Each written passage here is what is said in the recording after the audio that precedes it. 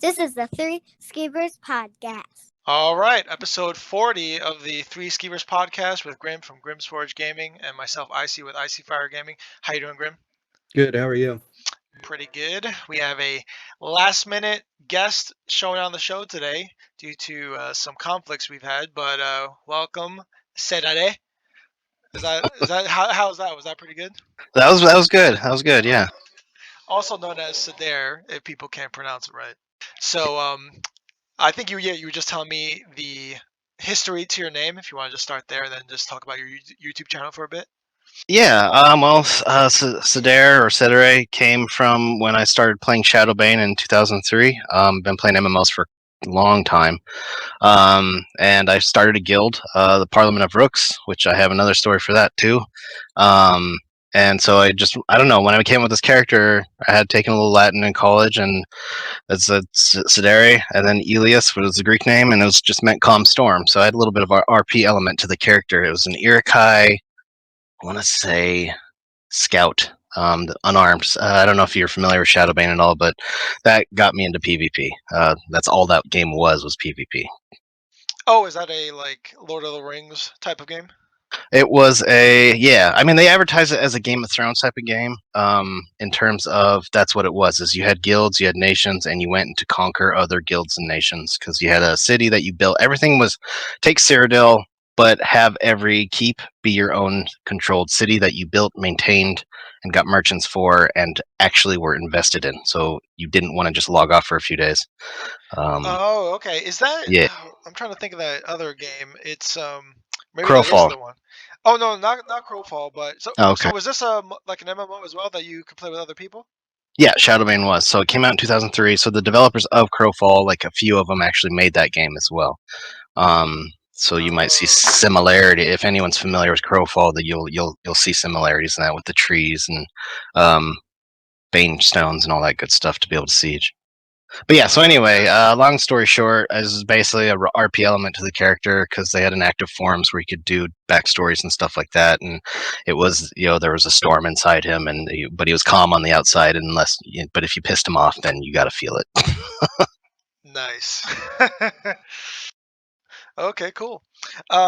So Grandma, I think you had a particular agenda that you would like to talk about, but I guess before we even get into the main topic, you want to share what you've been up to for the last like 2-3 weeks? Because I know we did take a little sabbatical break from doing the episodes and stuff, just kind of hanging around, doing our own thing. I know I've personally learned a lot during that time, but how about you, Grim?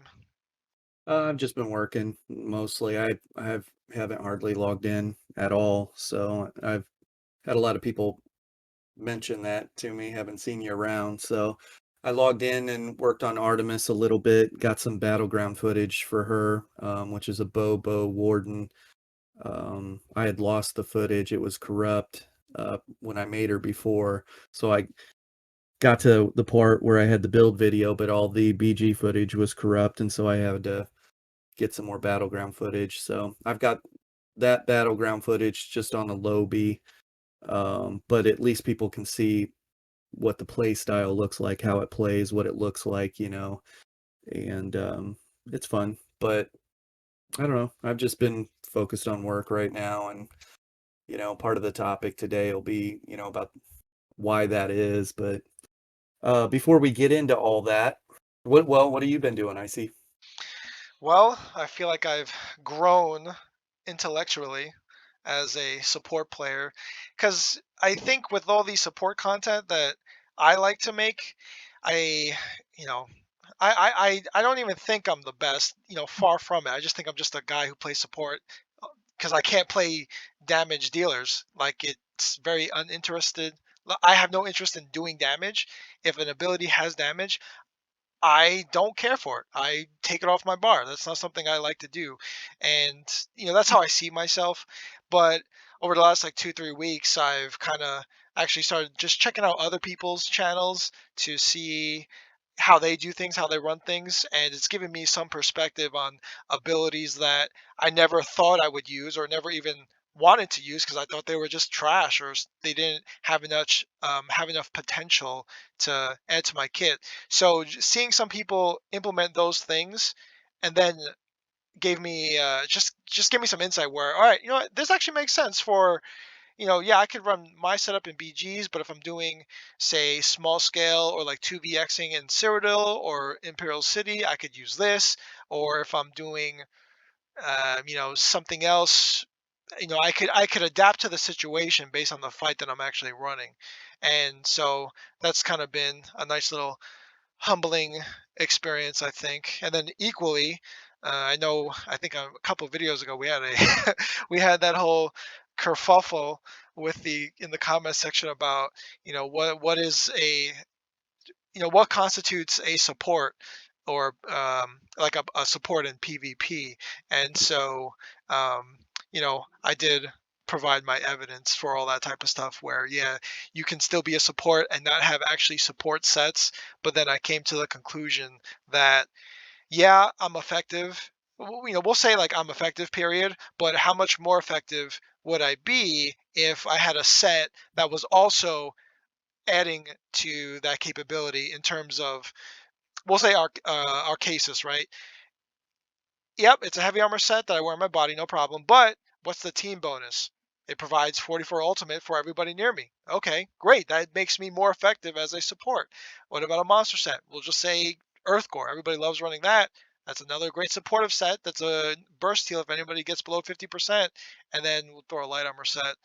We'll say Lamia's Song, whatever. Whenever I use an ultimate, anybody near me gets resources back, similar to the DK ult, but it affects your allies. Now I've got 3 support sets, which just increases my effectiveness as a support player. And I'm kind of glad that that conversation took place in the comment section because it gave me a new perspective on how I could become better at doing my job.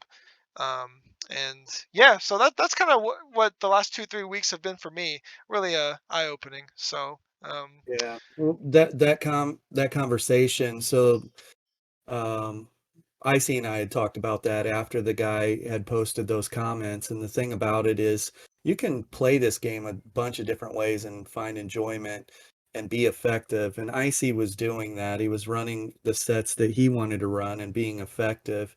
And a couple people blasted him for his armor choices and stuff like that. And it made him kind of think about, what the next step for his evolution would be, and that's min-maxing.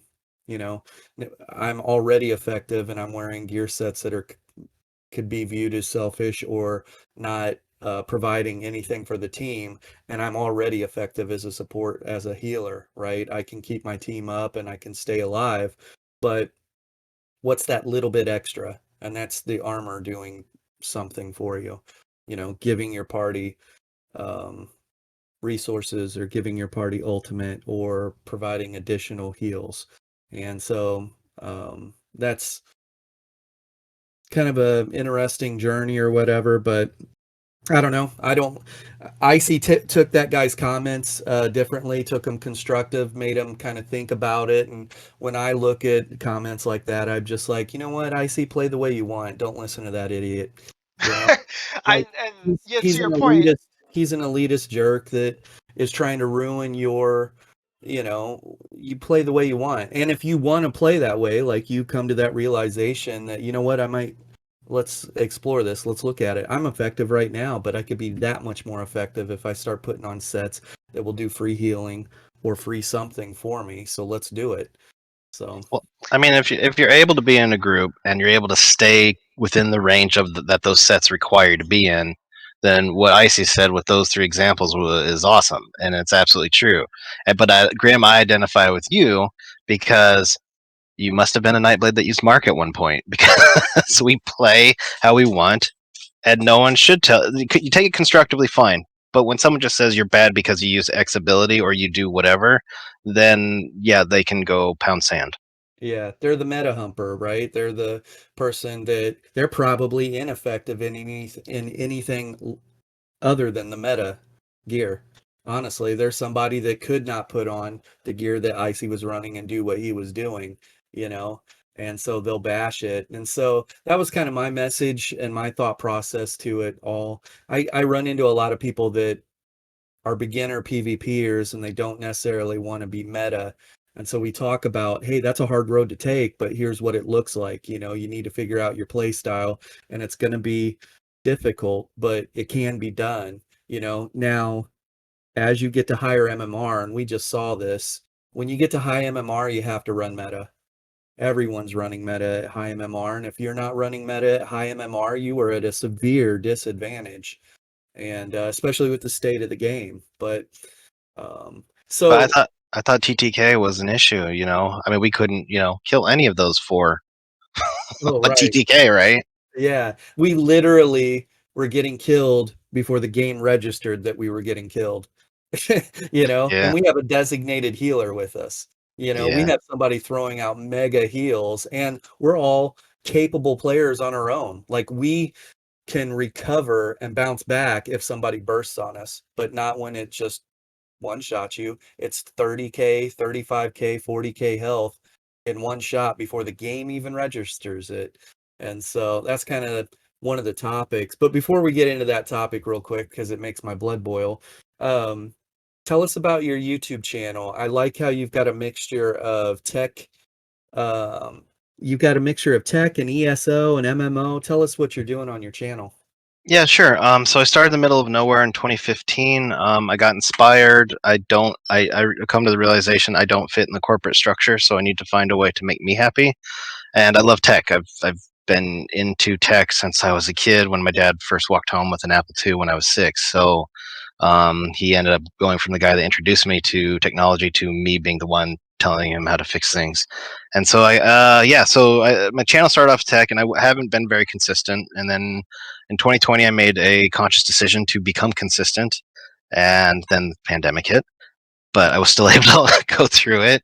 And yeah, so the focus on my channel is definitely tech, but then I've been playing ESO since right before Gold.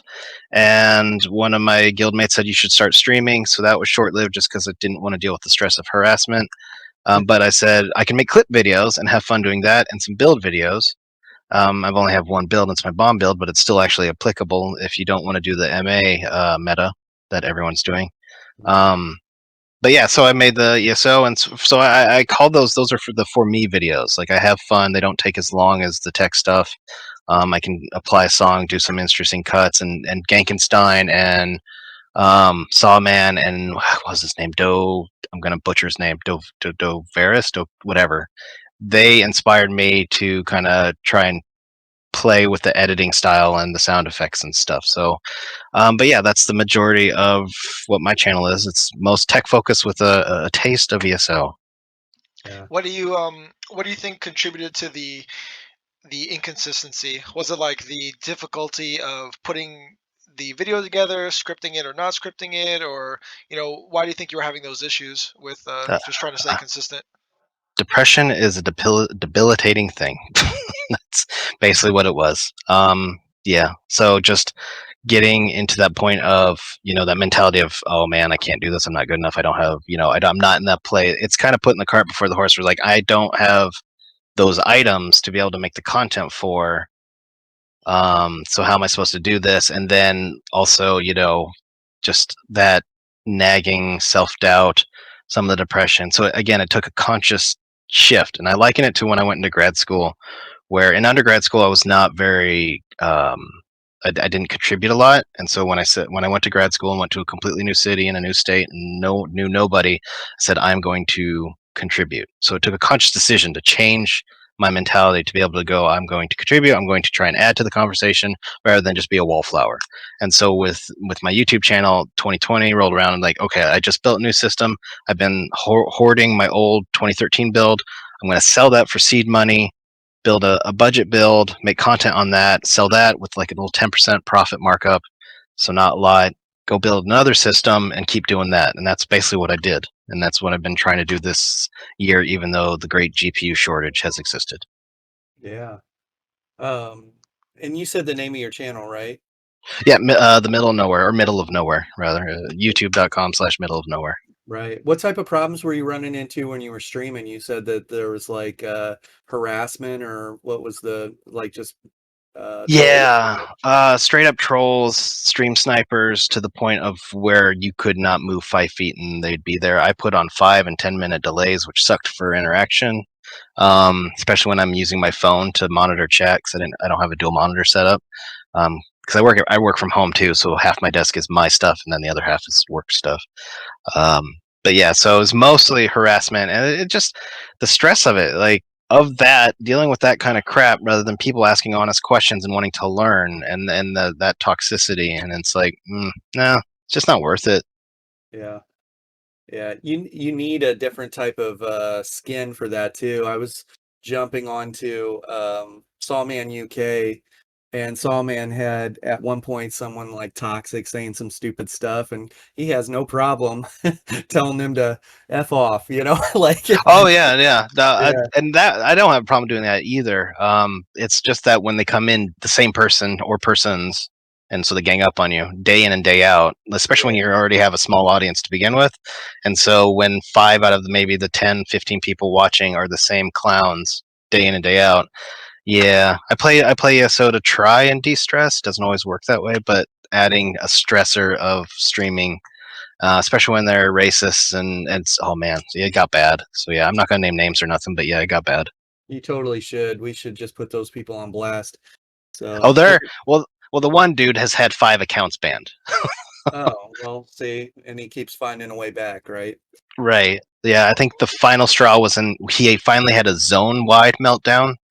He was on EP, and I decided not to put that account on ignore so I could actually see what he's writing, and like straight up anti-Semitic, saying the N-word, like all this crap. I think it was last year this happened, last summer, and I went like you can't get a hold of a moderator to save your life in this game. So I went on to Twitter and I just straight up blasted Gina and all the developers that I knew and Zoss, and I was like, "You need someone in here now Yeah, because this is going on 15 minutes." yeah. Well, Was there any action after that? He got straight up banned again. I think they finally maybe IP banned him or whatever, however they do that, or I feel hardware like ban. that should be the go-to to begin with, right? It Oh should be an yeah, IP ban right at the start. So, yeah. Like I get PvP can be emotional, and I get that, especially when you hate gankers. And then there's a gang of gankers like Lords of the Shaft, my guild, who we work as a group, and I kind of want to get to a point what Icy was saying with his gear and how he can contribute, because ours is very different perspective. But anyway, so I get that you can get emotional and get pissy and whatever, but to take it to that next level of straight up threatening kids, someone's kids, or what someone has done to one of my members, um, the racist stuff, like that's just really what's so wrong with your life that you need to do that to others. yeah, yeah, But but yeah, going back to Icy's point, is like how can he contribute? I'm thinking to myself, well, the way we operate, because we're a group of Nightblades. Our guild isn't. It's Nightblade only for the most part, but not Nightblade mandatory, because we have one of the fastest, stealthiest Templars I've ever seen. Um, That, but that's funny.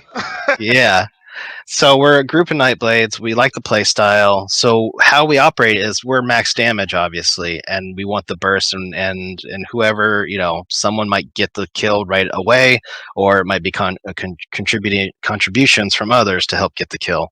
Um, but how we operate is really neat. Is like our mentality is you might get one of us, you might get 5 of us, but you're not going to get all of us, and we'll get a tent down and we'll go right back out and do it again.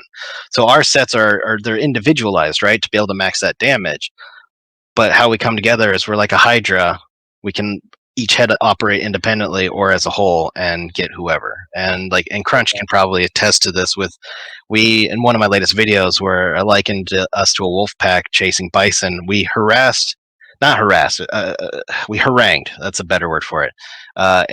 Army of the Covenant on Raven Watch for a good 30 minutes. We trailed them from Ayleswell Farm all the way to Bleakers, which EP controlled. We're an EP guild, by the way. And so Ayleswell was theirs, DC's, Bleakers was ours. We spent a good 30 minutes just following them, killing their back line. The group would come back to res the fallen. We'd then go what was once the front line, now the back line, kill whoever was there. And so it was just great. It was fun for us. And it was a good fight. Like, never got a word of hate from anybody. So kudos to AOC on that one. Yeah. You would say you're a Nightblade main, right? Yeah, pretty much exclusive. So I guess this next topic's kind of interesting. It's one of the things we were going to talk to with our other guest. And so we'll just kind of carry that over. For me, it's something I think that needs to be talked about. Hopefully, if someone from ZOS is listening, not, I don't know, take it for what it's worth. But I had asked you about this too. But if I go back and I look at my videos from just a year ago and I look at where the weapon damage was, 4K, 5K, maybe 6K fully buffed with every, the kitchen sink, right? Or a little over that. But 4 to 5K was the norm on a build. I really liked where PvP was at a year ago. Not necessarily performance at all, but I liked where PvP was as far as damage.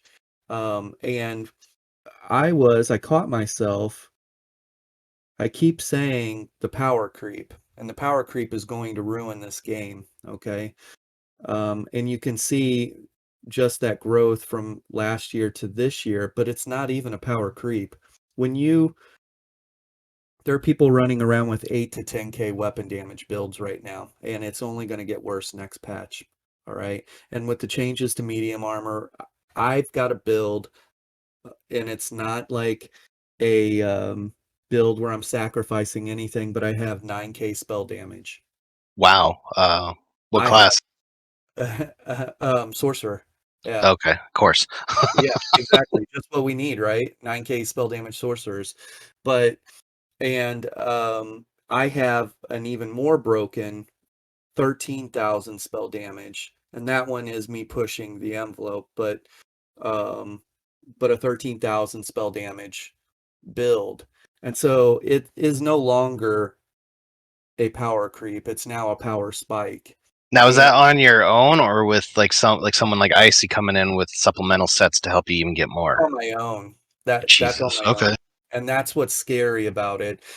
Right now, currently, I could get fully buffed on a build that I have right now on Spartan, and I can hit 12K weapon damage.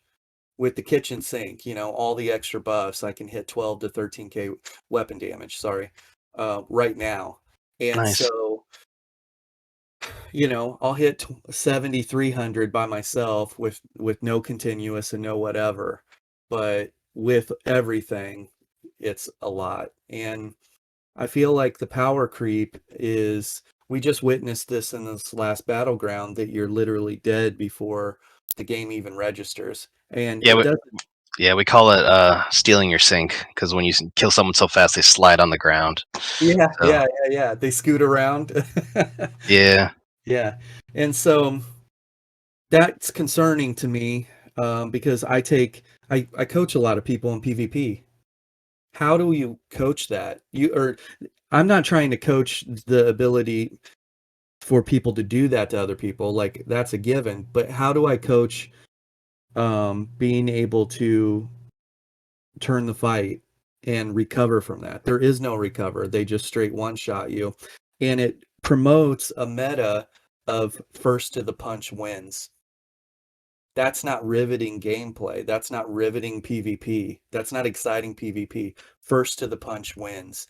And so that's my problem with the state of the game and why I haven't been playing much. I don't like where the state of the game is at, because of that. It doesn't promote, like, if they want to increase the average lifetime value of their PvP customers, they need to dial everything back and make it to where I'm okay if people aren't dying in PvP when it's two skilled players playing each other. There doesn't need to be a death, because both of those people are going through their rotations, they're able to recover. And one of them switches, okay, I can't kill this guy bursting on him. Let's make it a sustained fight and see if we can stam check him, And that style of gameplay is very interesting. But first to the punch always wins doesn't interest me. Well, I mean, I can see both sides again. Being basically a straight ganker, first to the punch is required. That burst is necessary. And if there needs to be built in a little bit of longevity as well, so that if the burst fails, you can at least get them down with an XQ or whatever, a couple follow-ups, and then the Nightblade's best friend Cloak to get away. If you're like, well, I got to wash out of this fight, I'm not going to succeed, and or whatever. But when you have that giant ability, like I've on this build that I created, my double dual wield stand blade, I can get a little over, and this was in Raven.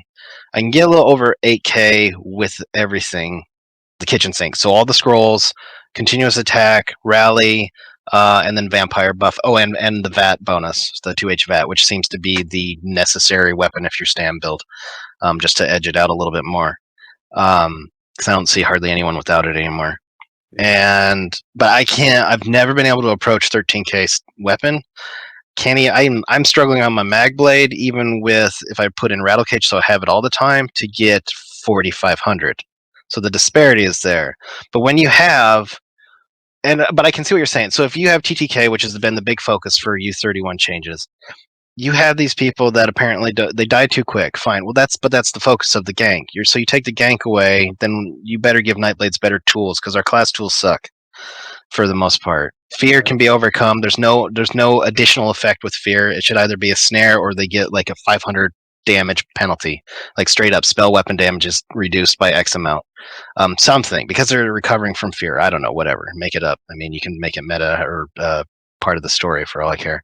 But then you have people that can do it all, and I used to think of the trifecta, and I think it was Crunch or you or Icy made it, and I've mentioned it as a quad trifecta too: healing, tanking, damaging, resource management.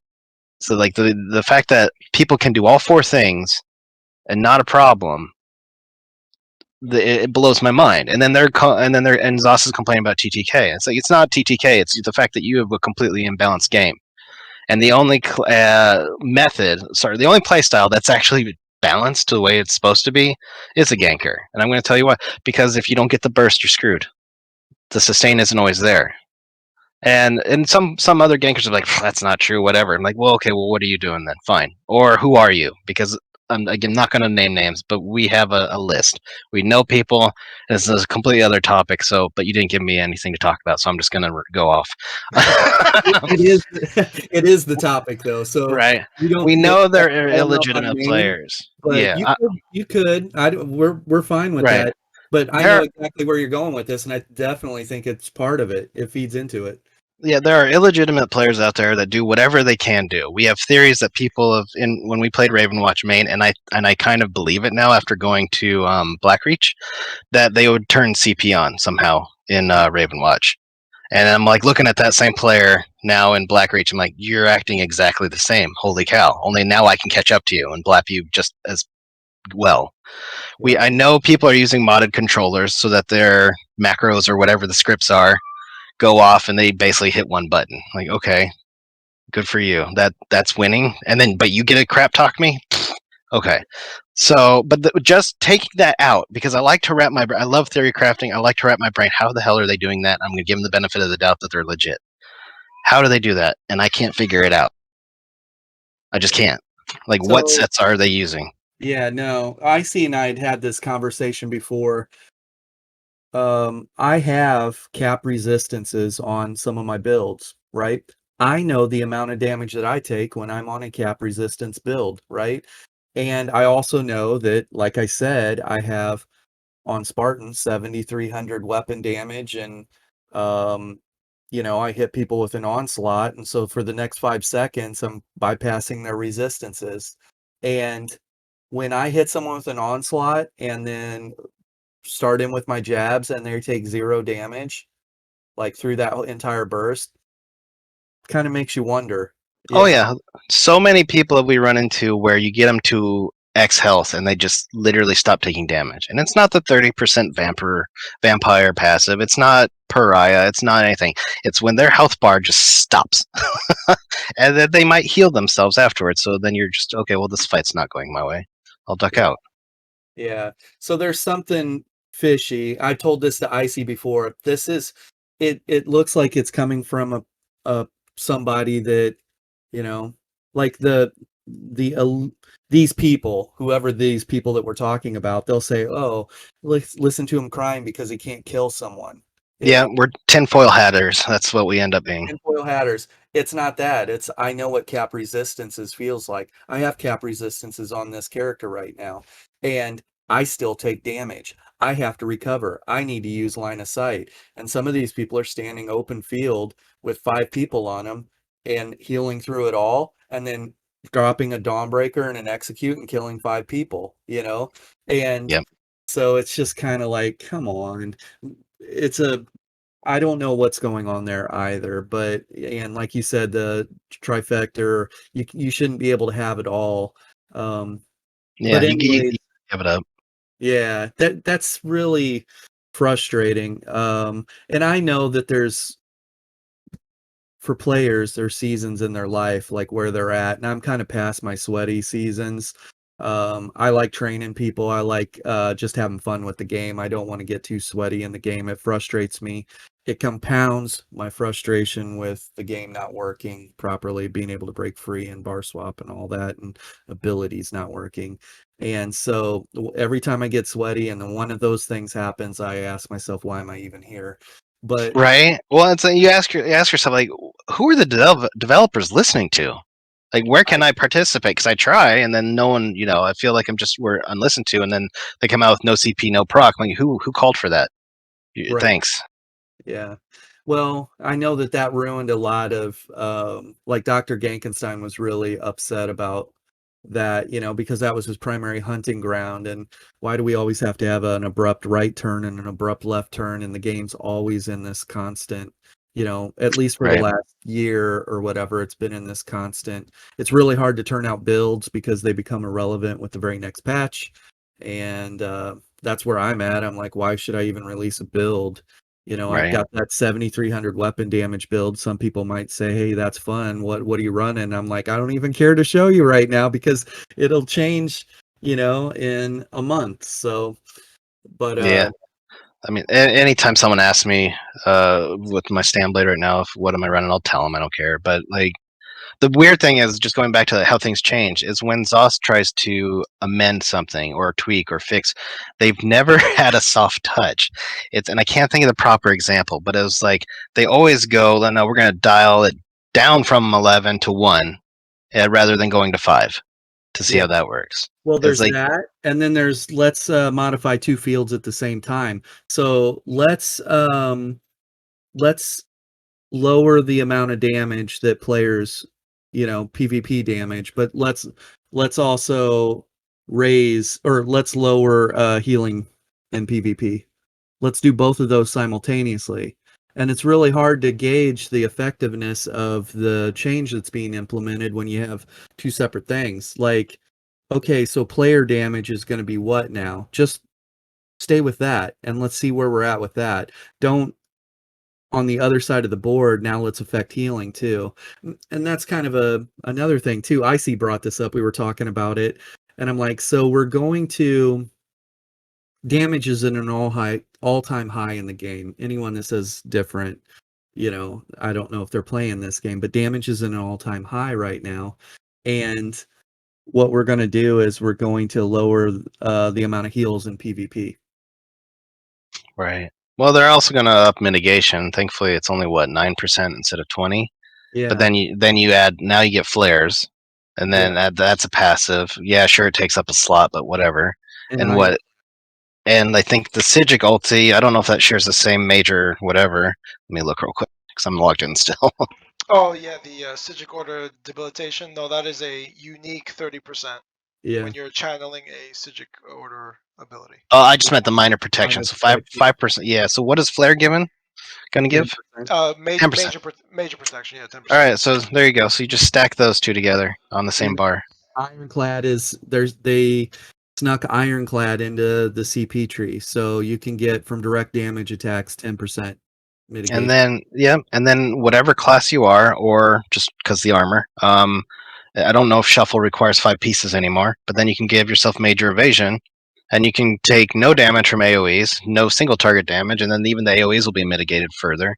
So you're going to kill off siege more, So yeah, but I don't know. It's crazy.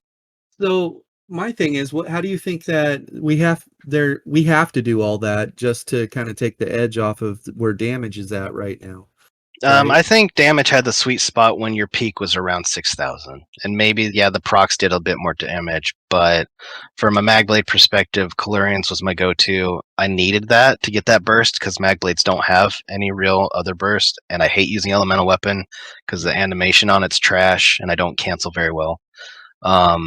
So I don't use that as extra burst because my bars are fine-tuned to contribute to everything. So yeah, I think honestly they just need to dial it back to where 5 to 6,000 was the sweet spot for stam damage, weapon damage. And I guess whatever Magicka damage was more Magicka based, pool based, rather than the raw damage itself.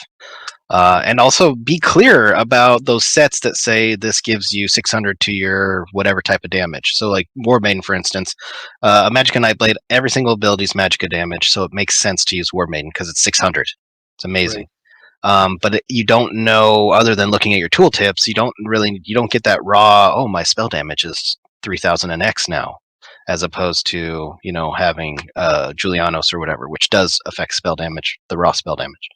But you can see on the tooltip of Conceal Weapon or whatever that using Warmaiden does more than Julianos. So I don't know, like just making it a little bit more clear. They've done a really good job on extended stats, like incorporating that add-on type of information into the course character sheet. But I think just making that more clear. But going back to your core question, how do we get? I don't think more mitigation and less healing with the asterisk on there is required. I think you're right. I think they need to tone down the ability for damage somehow, rather than constantly. What they're constantly doing is they bring one up, then they realize, "Oops, we made a mistake. Let's bring the other up now." Like, Yeah. stop But it doing doesn't that because your eliminate cup the is full, right?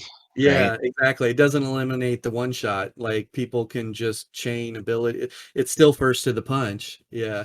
Yeah, I'm gonna argue your point though. I definitely think there should, and it's not necessarily a one shot for me. It's like a string, although it's still within 1 second or so. Because again don't even realize that I hit surprise attack half the time. I wind up ahead because I run Deadlands, so I wind up the heavy attack. So you're gonna get both weapons on a dual wield, plus Deadlands proc, and then I immediately hit surprise attack. So when I look at my FTC recount or whatever, I see the abilities, and then whatever enchants, whatever. I don't know what Sundered is still, but I always see it, and then I have a shock enchant, and then vampire the damage enchant if they're a vamp.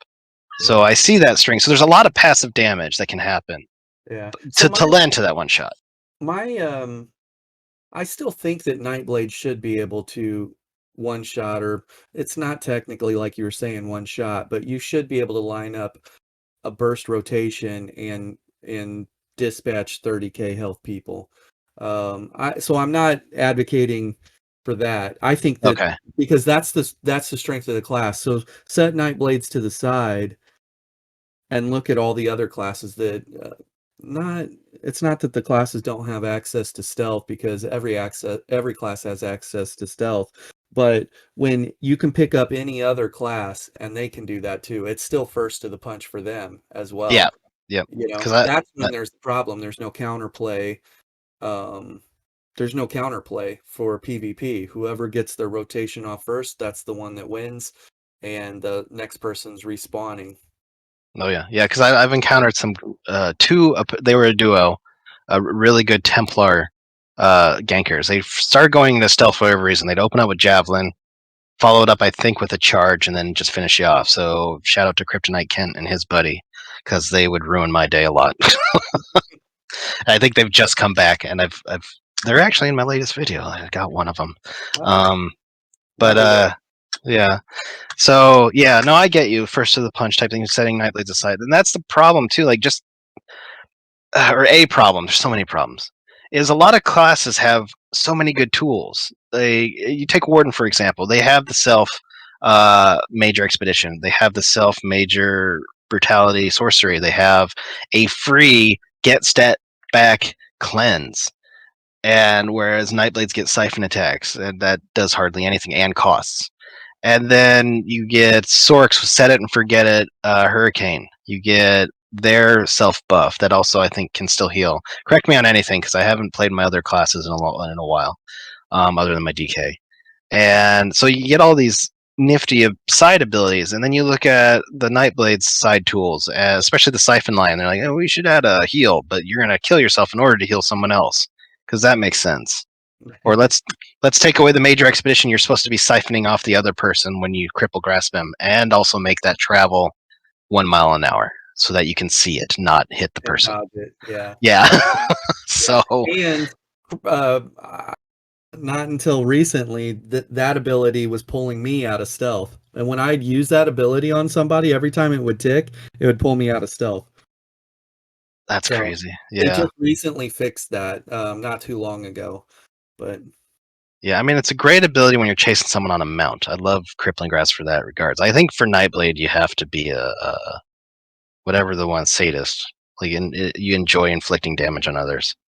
Just because half our abilities are so stupidly nerfed that you're like, at least I get some enjoyment out of stopping you in your tracks. yeah. So still somewhat related, because I think Grim is there no one else that said a couple weeks ago that I think he said PvP is in a great spot right now, or damage is in a good spot. Was it was it Yeah. exactly that specifically? Yeah, I really respect the hell out of Is There No One Else. That's the thing. I saw the video and I said maybe on console, but on PC, I don't know who's advocating for or who's speaking for damage on PC, but it's not good on PC. So that was the first thing I told you, Icy. I was like, I just saw this video and I couldn't disagree more for PC, and here's why, and then I started crying about it. What do you think, Sedare, about that? You think is there no one else is wrong, or In terms of damage, is that a good spot? yeah? Or maybe he's maybe it's just a console thing, just on the platform that you're playing on. It's possible. I mean, you don't get add-ons to help you out, and the add-ons don't add to damage, obviously, but they can do so much with management. That's possibly it. Uh, I don't know. I can't identify with how people play on controllers because to me that would just be slow as hell. Like I'm just mouse and keyboard. I can twitch, like an FPS if I need to, which is why on my videos the camera's quite jerky at times because I got my head on a swivel. So I don't know. Maybe it's a little harder to line things up. It's why you see in the console build like that heavy attack build, which is actually pretty cool. I don't think it would work on PC because you're not going to have that kind of longevity to pull off a heavy lightning fully, unless you're in a bulk group. I've seen it work that way. Oh yeah, I run into those just last weekend. There's Yeah, three guys out of a 6-man group, and they're all just holding 12K lightning heavy attacks, and I'm like, really riveting gameplay, real hard gameplay there. Like, the right. other three are healing those guys, and you can't dodge roll it. You have to line of sight it. You just can't fight it. Yeah, they got a cloak out of it or invis pod or something else. But yeah, I don't know. That's a good question. Like, I'd love a console person's perspective. Like, how is the playstyle? So, is it different comparatively? Like, how twitchy is it? How fast can you react? Clearly, Genkenstein, and I think does Salman use a no? He has a laptop, so I don't know if he uses controller or not. But anyway, Genkenstein's got it down on lock in terms of using his controller. Um, so yeah, it'd be interesting to see that how that plays out, how it's different. Yeah, I often wonder sometimes, like, for I guess like content creators in general, should we market our builds for the region that we're playing on? Because if Grim makes some, a regular damage build, right? you know, that works in PCNA, would it technically work in EU? Because I know the meta, we have three different types of metas, right? Between console, PC, and EU. And I think the general consensus on the EU side is that everybody gears for survivability more tanky. So the damage builds that people like to use so often, it wouldn't really be too viable there. You know what I'm saying? Right. So you think people should take people, some content creators, that we should take accountability and say, hey, this is for PCNA. I don't play on console. I don't play on this particular area. The meta is different, so it wouldn't really work. I think you can always add that, and without even elongating your video, really, either put it in the title or just preface it. Like for instance, for me on my bomb build, I said I don't play CP. Here's my guess. This might what you want to do. It's old CP too, before they did the bubbles. But like going to your point on how different locations, different like EU does it differently. My friend in our guild, he also plays on EU. He took my Calurians build over there. They'd never seen it for whatever reason. He got a lot of hate. He pissed off a lot of people, mostly Wow. in French. So I laughed at that. I was like, that's hilarious. And this is before Calurians, I think, even got the speed boost. So it was, which I actually liked seeing the effect go slow. But yeah, so definitely different playstyles per locale, per server type. Like I don't like even just within the last weekend, Blackreach. I don't think people have seen too much anyway. A 5 to 12 person Nightblade group. It's just what. So and you know I silly humorously say we're XV1ers. So it is what it is. I mean, I'm not gonna lie, that sounds incredibly toxic, but but equally, a 12-man whatever, 12 Templars, 12 Wardens, 12 DKs, 12 Necros, 12 Nightblades, 12 Sorks, that all sounds like a horrible plan, but fun as hell if you're in the group. Well, Oh yeah. not a horrible plan. It sounds incredibly fun. Oh, absolutely. But in terms of being on the receiving end of that, oh hell no, dude! Like Oh no. these freaking clowns. Are you kidding me? Like, do I want to see 12 Goliaths, Grim? 12 clown forms running at me? Nobody Raining was. crimson. But Well, yeah. yeah, I mean, I had the idea like how fun would it be to be a full group of DKs, 12 people, all proxy dead up, and then you're in stealth and you just all leap simultaneously. Who cares if it's one person or a big group? Just That sounds awesome, dude. the hilarity of it. So that's what I like to play for is Yes. just the hilarity. So like when bow was good, although Ganondorf can do amazing things with his bow still. Um, when before they kept nerfing it, and I think I got to experience lethal arrow going from needing one to needing two to needing three Yep. in your rotation before you got the kill. Well, but the delivery time's faster now, so don't. Oh, now it is. Yeah. By that time, I'd already stopped playing my bow build. But anyway, like, there's nothing more funny to the killer, not necessarily the victim, than seeing them full bore on their mount come to a screeching halt, sliding as their horse screams right before your feet, and then you just go back in the shadows. It is funny. I mean, it is. So at the same time, for tower humpers, I can't stand that playstyle. I'm like, just fight me. Stop taking the corner. Like, either kill me, but do something other than rounding the corner. Yeah. I don't like the play to not die mentality, which so many builds are. Like, just play to kill. There's no consequences. You res up, you run back, and you do it again. So, and those tend to be the people that are the pissiest too, the ones that play to not die. Because if you do get them, then you're trash, even though you got them, Right. and that Yeah. makes me laugh. I think the sweet spot on damage is the Nightblades still have the one-shot capability. They're still able to, like, if you were to execute your rotation perfectly from stealth, you could still drop a 30k health, whoever, cap Yes. resistance person. If you find out right where that tipping point is, where you're still able to accomplish that, but it requires that you are on your game, that means that everyone that's less skilled than you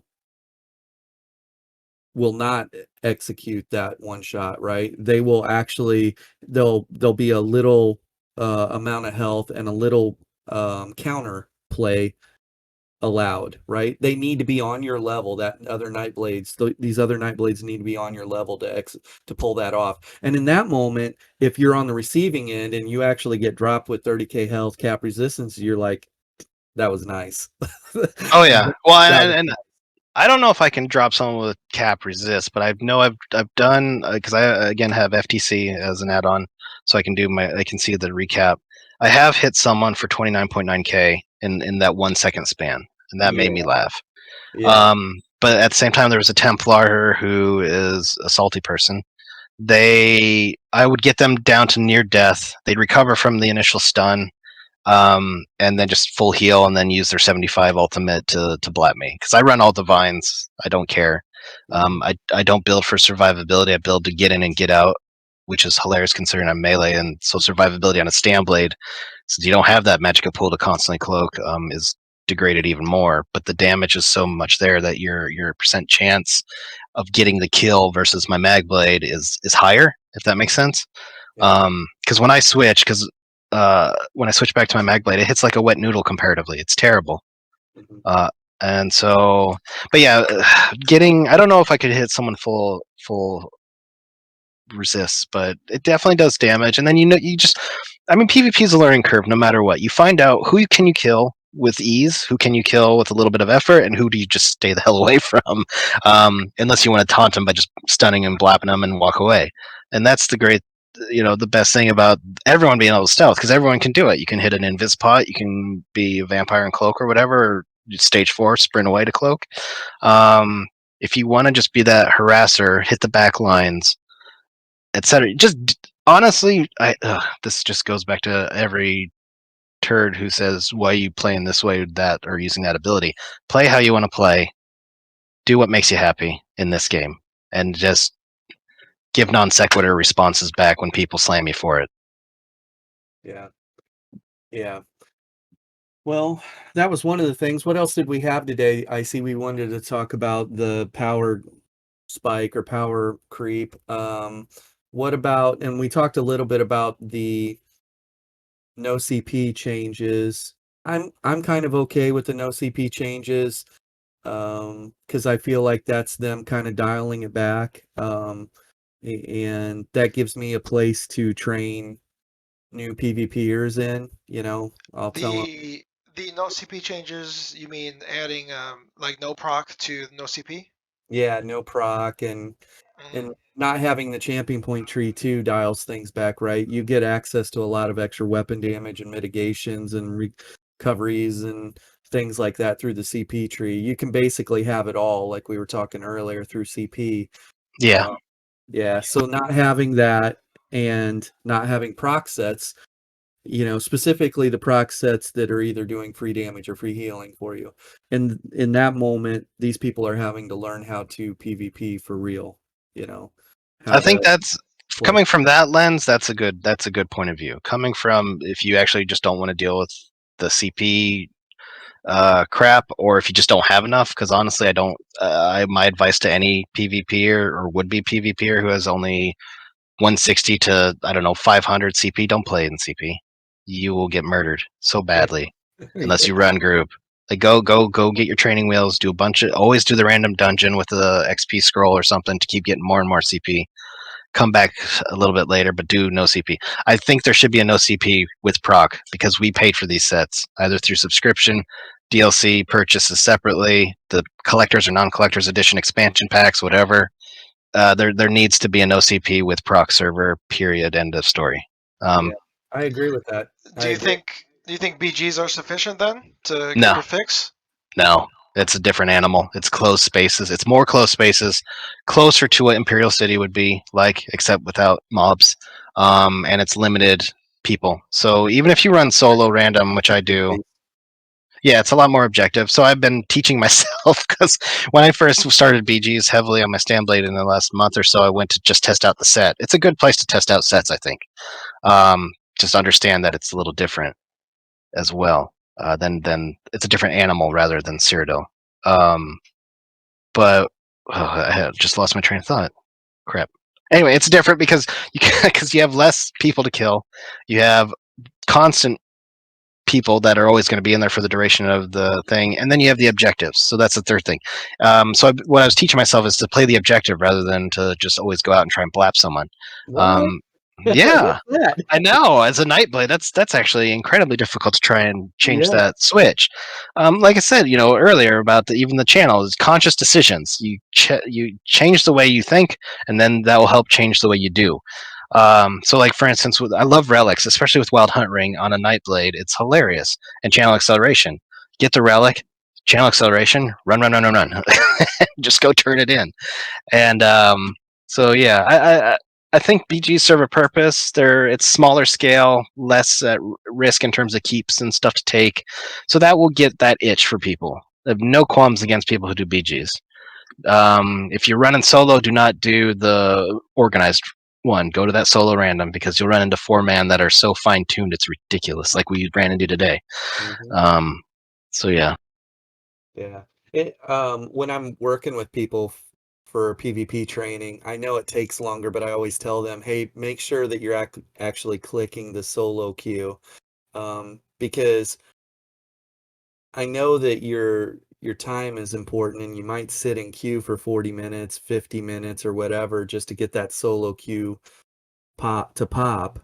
But that BG that you get into, the results will be much better than just throwing caution to the air. Now, some people will say, well, I could get 2 or 3 BGs in the same amount of time, and it is what it is, but it doesn't give you a good feel for what you're capable of or what the build's capable of or whatever when you correct. run into the pre-mades. So, Yeah, I would agree with that, and I haven't run into too long of. I think the longest was maybe 20 minutes, and you know what? You go farm some resources or something, or just chat with your buds in the meantime.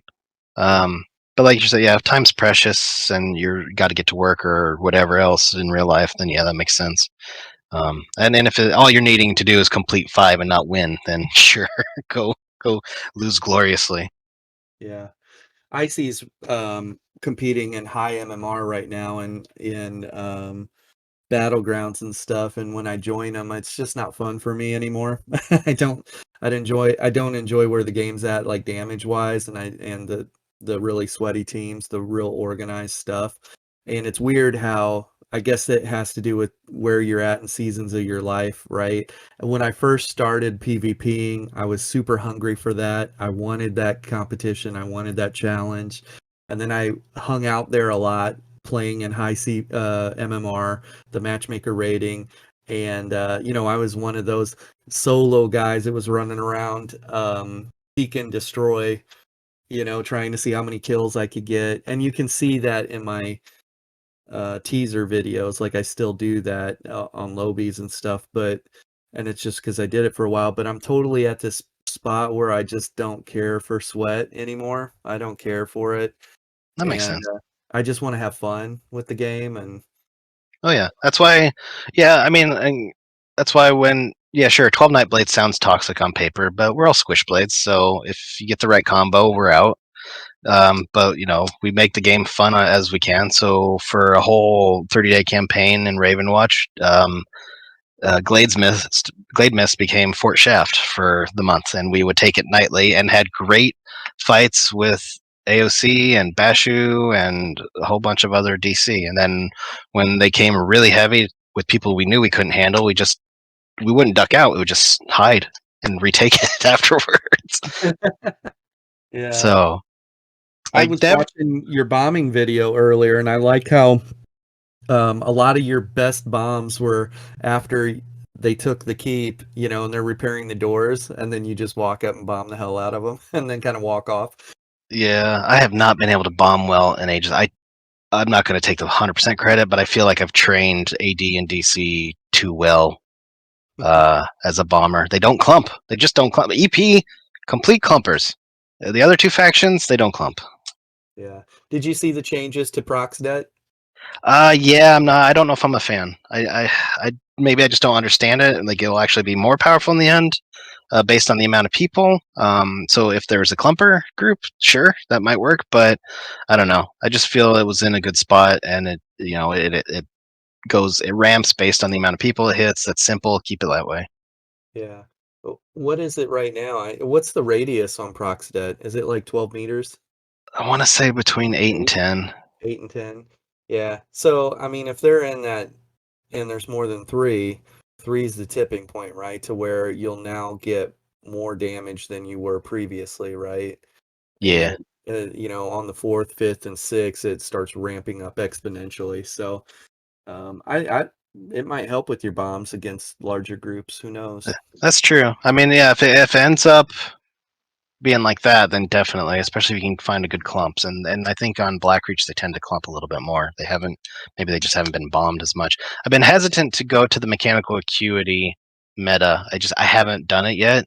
I stick to War Maiden again because it ramps up every ability, including Proxy Debt and Vicious Death and Balorgs, and go with dual wield. Nerned. I think both are Nerned.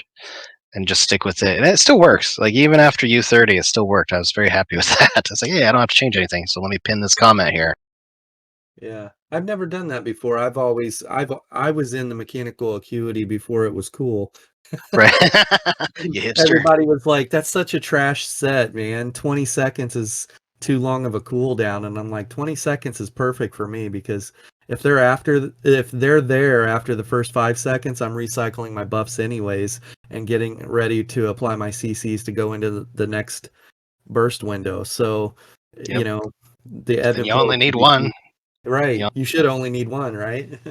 So when you get that, man, yeah, well, you only need one. I honestly, before they kept messing with Onslaught, I really liked the two-hander bomb build. That was fun, just because there's no armor, and you try and find the heaviest armor wearing looking guy, as long as they don't have costumes or whatever. You hit them, and that affects everybody else. Yeah. That's fun. So you were running around with us during you were part of the ESO Expendables group when we were in Mid-Year Mayhem. What other trouble did you get into during Mid-Year Mayhem? The first one was really fun before they did no procs for 6 months. The summer one was we got into a lot. We just got a lot of kills. I didn't even bomb. There's no point. There were so many bombers out on Raven. It was ridiculous. But there was not a lot of good bombs for me. I got some good ones in. I did one video. I think I had a couple bombs. But we just went around and played the map and enjoyed Cropsford because people wanted to do their quests. And so yeah, we farmed the farmers in that regard. Like, it's so silly when you get that angry hate time. Like, we're just trying to quest. Like, okay, I'm questing too. I have 20 players to kill. Um, but the first one, my guildmates all was like, "You're crazy trying to do this on Mayhem." I got Emperor on my bomb build on my mag blade, and putting a bomb build on an Emperor is stupid. It was so much fun because the amount of ultimate you get back per kill. I was just chain tethering upon chain tether and getting Balorgs to proc constantly, and it was just hilarious. That sounds fun, actually. Oh yeah, because you just end up not caring. You just go in like Leroy Jenkins style and just go in and try and kill as many as you can. You die, you res, and you go back out. That's one thing I would advise any PvPer or would-be PvPer. Stop being pissy if you die. Be pissed that you didn't get the kill. That's what you should be pissed about. Oh, I couldn't kill that guy. I'm gonna come out and try again. I spent on my stand blade like 3-4 years ago, 45 minutes on one guy trying to kill him, figure out how I could kill him. I was preventing him from taking Ayleswell Farm, and it was a DK. I was having a heck of a time. I kept killing the guards because he had them on their side for whatever reason. He didn't move. So I kept hopping out. Took 30, 45 minutes. Finally got him. And then he calls me trash. I'm like, hey, I got you in the end. I don't care.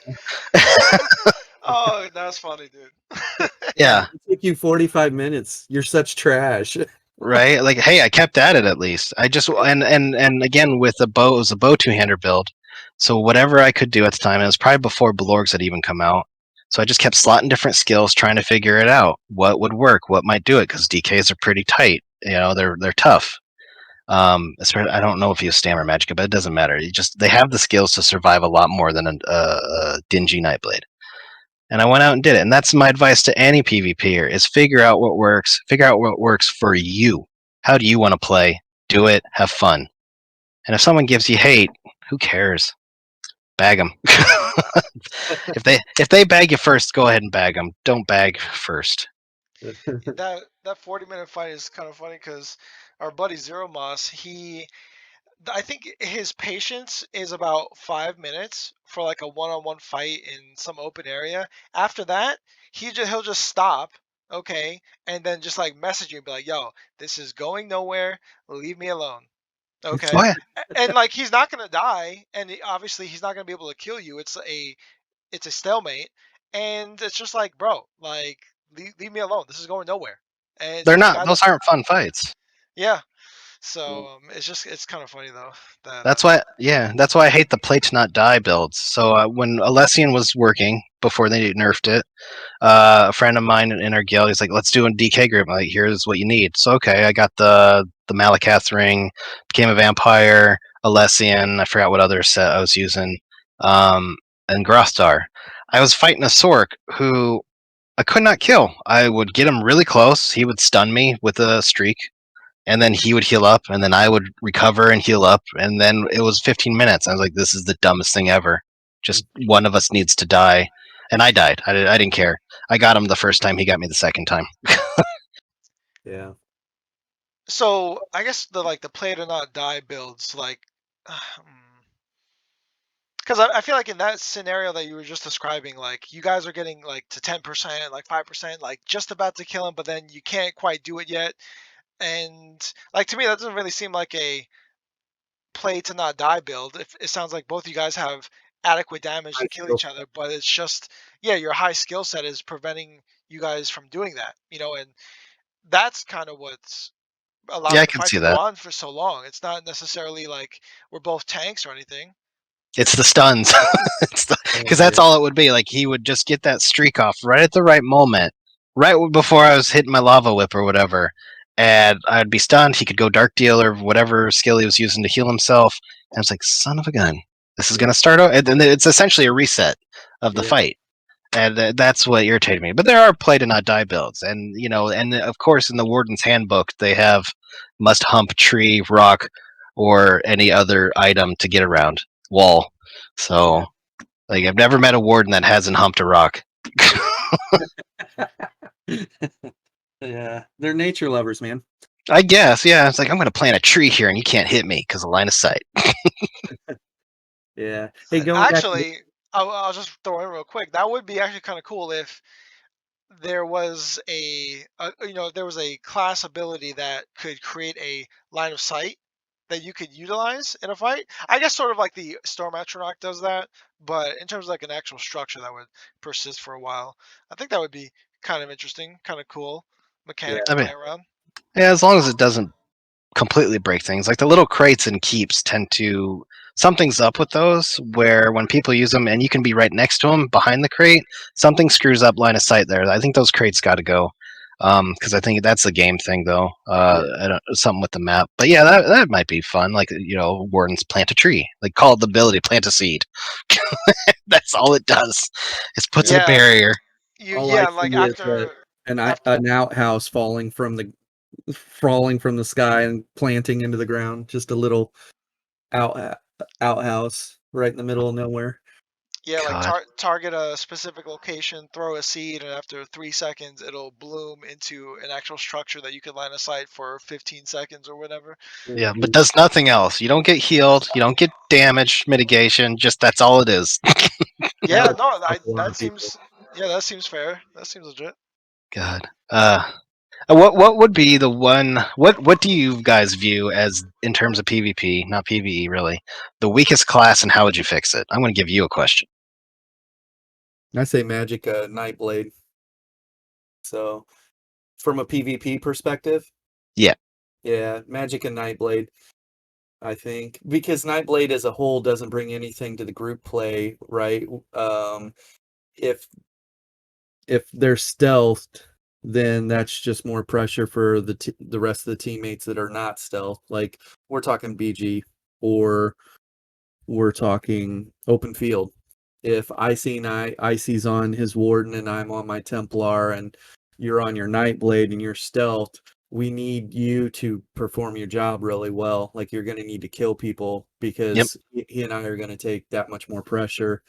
And so, but as far as group utility or group buffs, you're not bringing, they don't bring a lot to the table. And for the longest time, in my opinion, they were very armor dependent. They needed Calorians for that extra pop.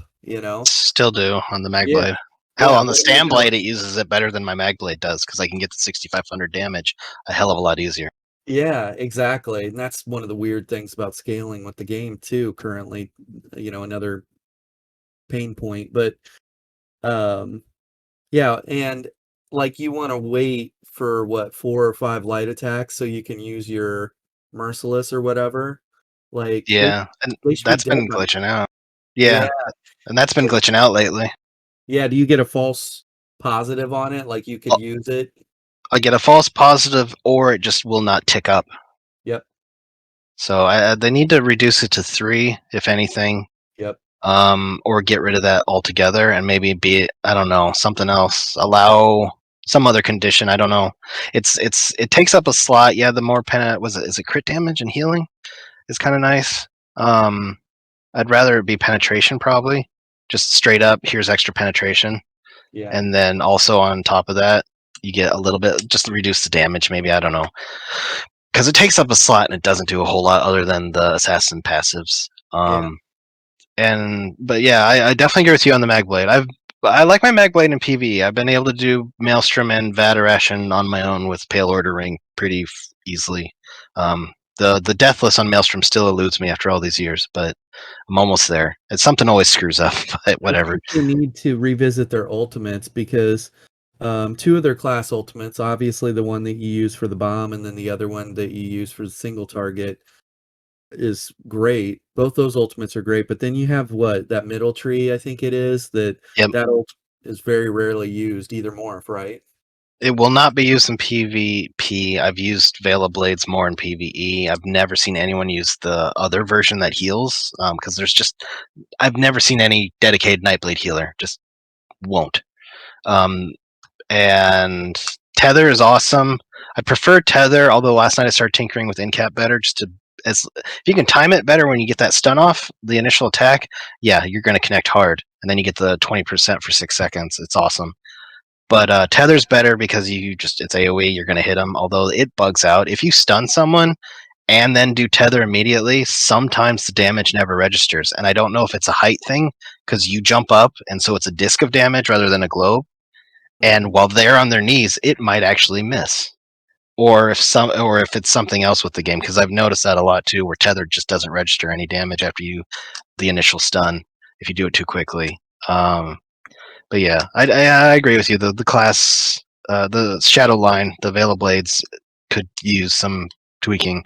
I mean, that's the other thing is a Nightblade a Stand Blade, at least used to be, still is, mostly bow user. So, but none of our ultis are from range. Yeah, that's a serious problem. Yeah. Yeah, and if you and I haven't done it in a long time. If you use Balorgs, double Balorgs, and do Ballista, then you can go in and melee, which I love doing because you get that amp damage and pen. I don't know if that's still viable. I know Genkenstein loves his the poison version. And I've seen a lot of other Nightblades doing that version instead. Yeah. Gives him a chance to use the Star Wars laser fire too in his videos. Oh yeah, Choo, choo. you got to have that. Yeah. Yeah. What about Icy from a support standpoint? What do you think out of all the classes, which class is lacking the most for what you like to do? Honestly, I think it's the DK healer type of thing because it was so funny. I just had a conversation with some guy. His name is Mac. He's from our buddy Imp's Discord, the Ebonheart Cyrodiil consulting firm, where a bunch of people that play EP can go to Discord and communicate instead of just being a random pug groups. So just trying to put more organization there. So I was having a chat with that guy, and we were talking about um, his DK healer, and he's got a Warden one, but he thinks Warden and Necro are trash healers. And then I was like, what? Like, how can that be? They're like they have the best healing kits in the game. And then he explained to me why he thinks they're trash healers, and then it got me thinking, why am I saying they have the best healing kit? When I look at my skill bar, I'm only using from the Warden class Shimmering Shield, Corrupting Pollen, Polar Winds, Bullnetch, Ice Fortress, and then the uh, Healing Thicket, right? So out of all those abilities, I think if I was going to say what makes me excited about the Warden and why I will double down 10 out of 10 every single time the Warden healer is the best, it's really just Shimmering Shield and Bullnetch. And probably the Healing Thicket just having a low ultimate cost, right? Because there's so many things you can compare against with burst heals. So we'll say, the Warden's Polar Winds. It's a great burst heal, but I can only burst an ally if they're within 6 meters of me, but it'll hit both of us for the same amount. Whereas the Templar, you can use Honor of the Dead. It scales with the severity of their health, and it's I think it's like it'll target them in like a cone type of area, and it'll hit them up to 28 meters. So you have two different types there, and when you look at the DK's kit, it just doesn't compare. You know, with the, I guess, like the type of abilities. And I don't know. For me, it's been a struggle. I kind of figured it out today, but you know, when you look at the other classes and the skills that they offer, it's a lot easier for me to do like a 10-minute BG, or a max BG, and get a 1 million, 1.5 to almost 2 million heals, no problem. But on a DK, it's always a fraction of that. If I'm getting 1 million on my warden, it'd probably be maybe 500, 600k, that type of thing. But I don't know. DKs make me upset for their healing kit, but hey, that's just what makes the class different, and Yeah, all classes can heal, can be supports, no problem. But if I was gonna rank them, right, all six, I'd probably put, the top three being Warden, Templar, and Necro, and then for 4 and 5, I put Nightblade and Sork, and then number 6 would be DK. But they can all do the job, just to varying levels. But to your point, if we could somehow improve the DK kit to just be a little bit more effective in the healing, then yeah, I'd be all right. Honestly, my biggest hangup, I think, is the coagulating blood, like the self burst heal. I'm not really a fan of it, and Me either. I'm not really finding success using not coagulating blood. I just said that. The what's the other one, Grim? Cauterize? Yeah. Cauterize. Like, it's nice if you're not a healer, I think. Like, if you're a mag DK, or a, what do you call it? Stam DK, whatever. I think it's fine, but using it as like your dedicated burst heal, I don't think it's that good. But Yeah. again, I like to be a little bit logical with these things. That's what makes the class different. You got to figure it out. Instead of, since the class doesn't have a kit, I'll have to start using Blessing of Restoration from the Resto skill line. Yeah. So And it's got a huge cost attached to it too. That's the thing. It's like underwhelming and has a big cost. I have a video of me. I was on Blackbeard and I was recording, and every time I used it, I got 0 heal out of it, but it cost me to use it. And so I stopped doing the BG and I just stood still and I was like, look at this, nothing. Look at this, nothing. Look at it. And I did it 3 times in a row, and it cost me. I ran out of magicka, or whatever stat. I can't remember if it was magic or stamina, but I literally hit it until I couldn't hit it anymore and got no heal out of it.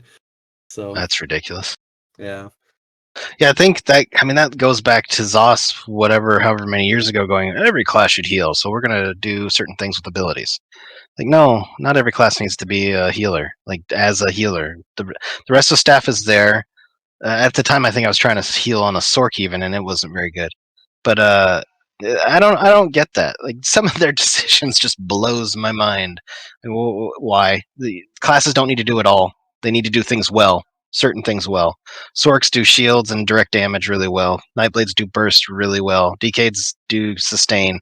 Then they introduce Wardens and Necros, who get to be the jack of all trades. And Templars get heals. And then apparently also everything else now too. They keep getting buffed, even though, I don't know, the Templars are happy. I just don't think they need to keep constantly get buffed. But I don't know. You don't need to do everything. You should do at least one thing really, really well, and then maybe 2 other things as a side. Because, you could do a sap tank. You used to be able to do that. Don't see it very often. Then they screwed up with the Healy Cloak. But yeah. But and to your point that not everybody needs to be able to do everything, and I think that's okay. And for me, that's part of the challenge, right? I only play PvP healers, and trying to get the DK to work. Yeah, it's certainly a challenge, all right, but I'm kind of getting it. It's kind of Cool. working, but obviously, I know we did I did some BGs with Captain before you guys joined up, and yeah, there's potential, but I just need more practice. And the um yeah, I mean, there's just certain scenarios that you just have to play it within, so Right. that are gonna make the build be successful or not. So And I've been dinking around on my macro, just doing randoms, trying to level skills and stuff, healing normal dungeons. So it's a lot easier. So I don't have to have one bar. that can be my skill bar for when the random completes. But I like their healing kit. It requires a lot of corpses, so you're going to get some damage in to create them, or armor to create the corpse. And the biggest thing with the necro I found is that, especially if you use that tether heal thing, is line of sight, making sure that that beam is between you and your friends. So I don't know. I think they have a good kit. And then you add on the resto staff for the additional stuff, and it's pretty cool. And you can choose between doing the resto ulti or damage ulti or the I gotta res everybody because I'm the last one alive ulti.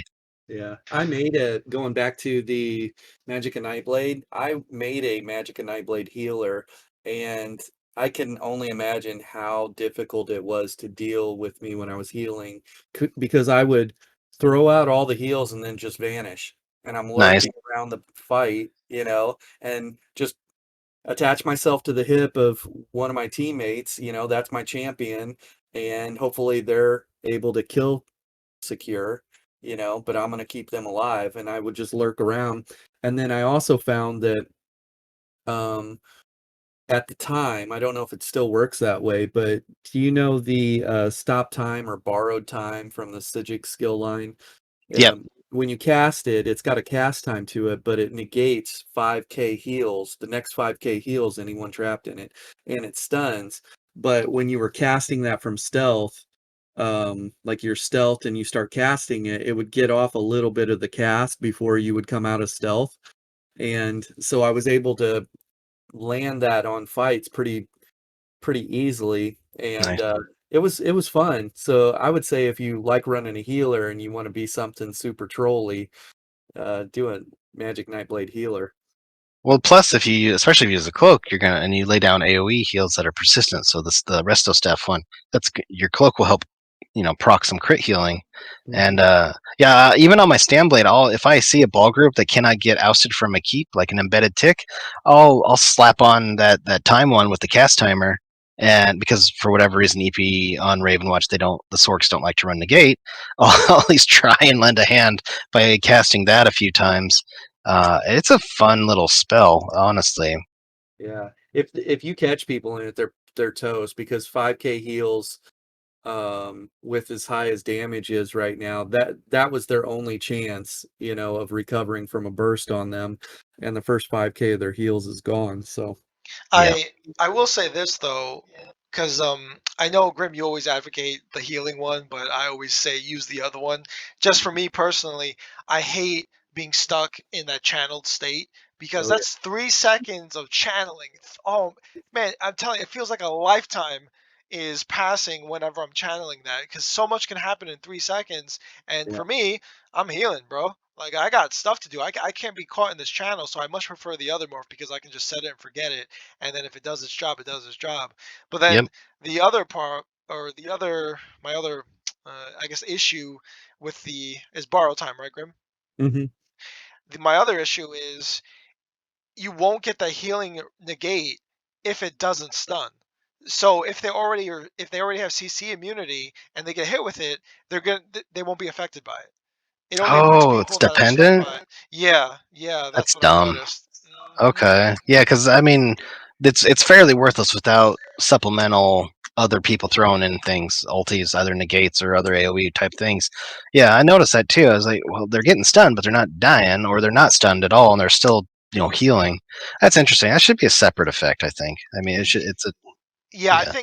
I think if it still if it still put the healing debuff on them, oh yeah, I think it would be more viable. But when you're spending 5,000 magicka to cast that ability, and then they already on CC immunity, and it's taking you 3 seconds to cast it, like you're sacrificing a lot.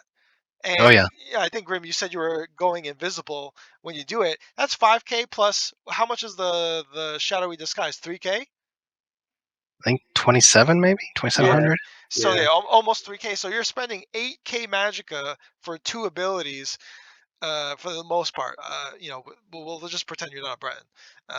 So yeah, It that's better a work. big, yeah. So it better work in Yeah, that moment. So yeah. yeah, I don't know. Maybe I'll do that. Maybe that'll be my next person that I work on and play around with that. I know that's kind of your realm or your field, is the support and healing, but I was having fun with doing that, and maybe that's the answer for me to not rip out what hair I have left.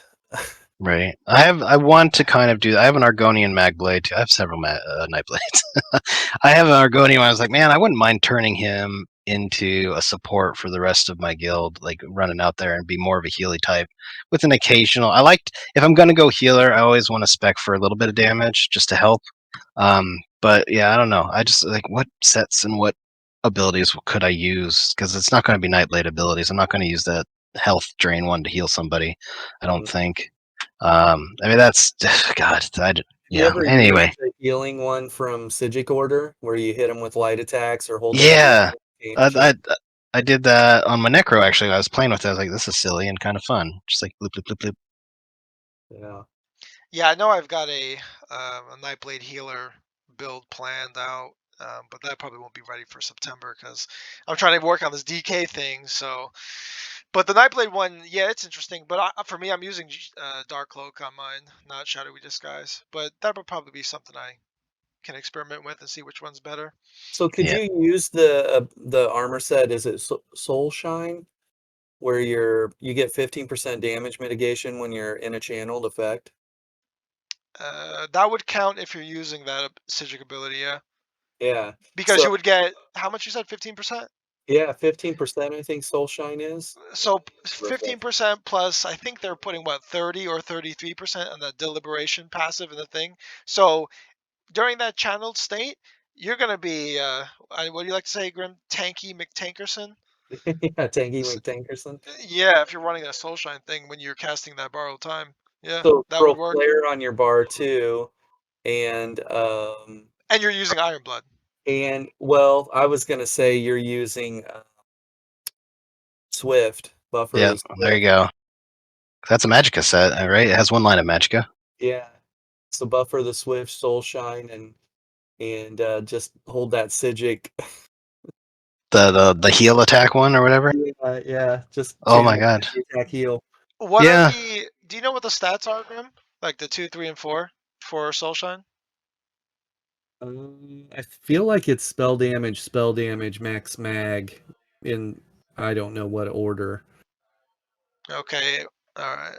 Yeah, I'll have Yeah, to put it together and see. you'll have to Um, have Veronica look it up, I think, but yeah. Let yeah. me. And I guess on that bar too, you could Oh put no, it is Magicka crit spell damage. Wait, is okay. this the right one? Oh no. Wait, Soulshine. Yeah, activating ability, cast channel time grants you spell damage. Did they change it for the upcoming patch? Oh, they might have. What's it give you? What's the 5 piece now?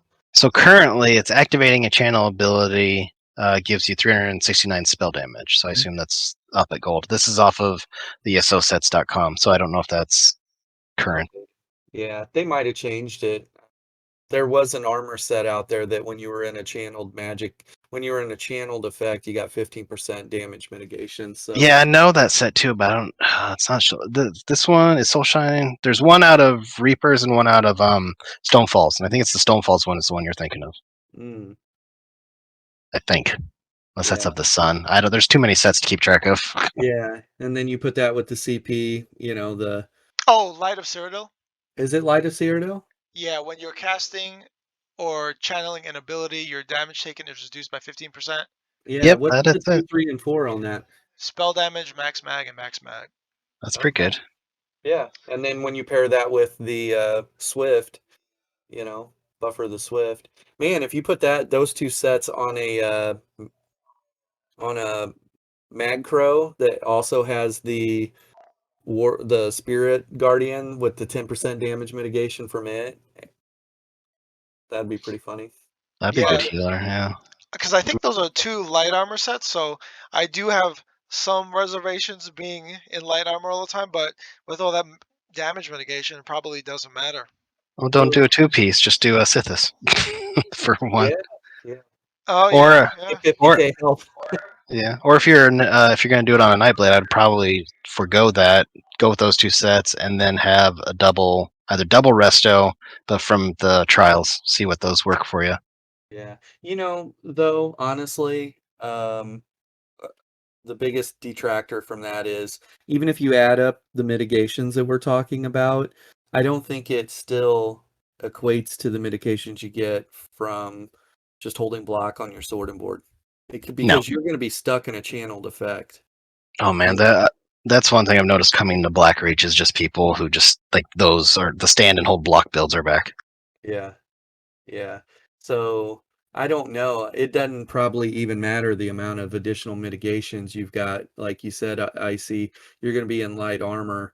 You're going to get the hammer dropped on you. Yeah, definitely worth testing out and see how bad it actually is, though. Because we could theory craft all day, but the only thing that's gonna really make sense is field testing it. So Yeah. Sedare, yeah. did you think that Magic Nightblade was the weak link too, or what class did you think was the weak link? For healers, definitely Magic and Nightblade. For even damage dealers, to an extent, I've seen quite a few good mechanical acuity AOE based guys. I haven't been able to wrap my head around personally getting a more mobile bomber where you have the speed because you've seen on the video that you mentioned. I kind of wait for them to go either be on the flag, be at a door, or whatever, so that I can get to them because it's just not fast. Even with channel acceleration and conceal weapon, it just doesn't come off as fast. So having that mobility, and I think mechanical acuity could come up with that deficit, so you get that tethered, then however many seconds of crit damage, and just spam whatever ability you want that will take care of that.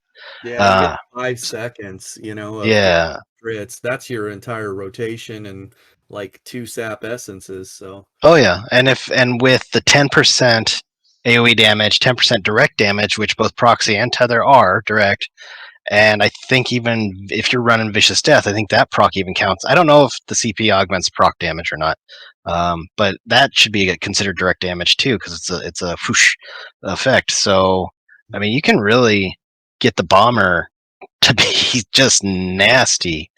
So, but from a healing standpoint, yeah, the kit's terrible. Even from a support standpoint, like you're saying, all we have is fear, and that can be so overcome so easily. There's really nothing in the core class itself. Crippling grasp, sure, but that can be easily dodged, and then you can break the snare isn't strong enough. I have more trouble running into Templar abilities and getting locked down by jabs than anyone has ever had issue with crippling grasp.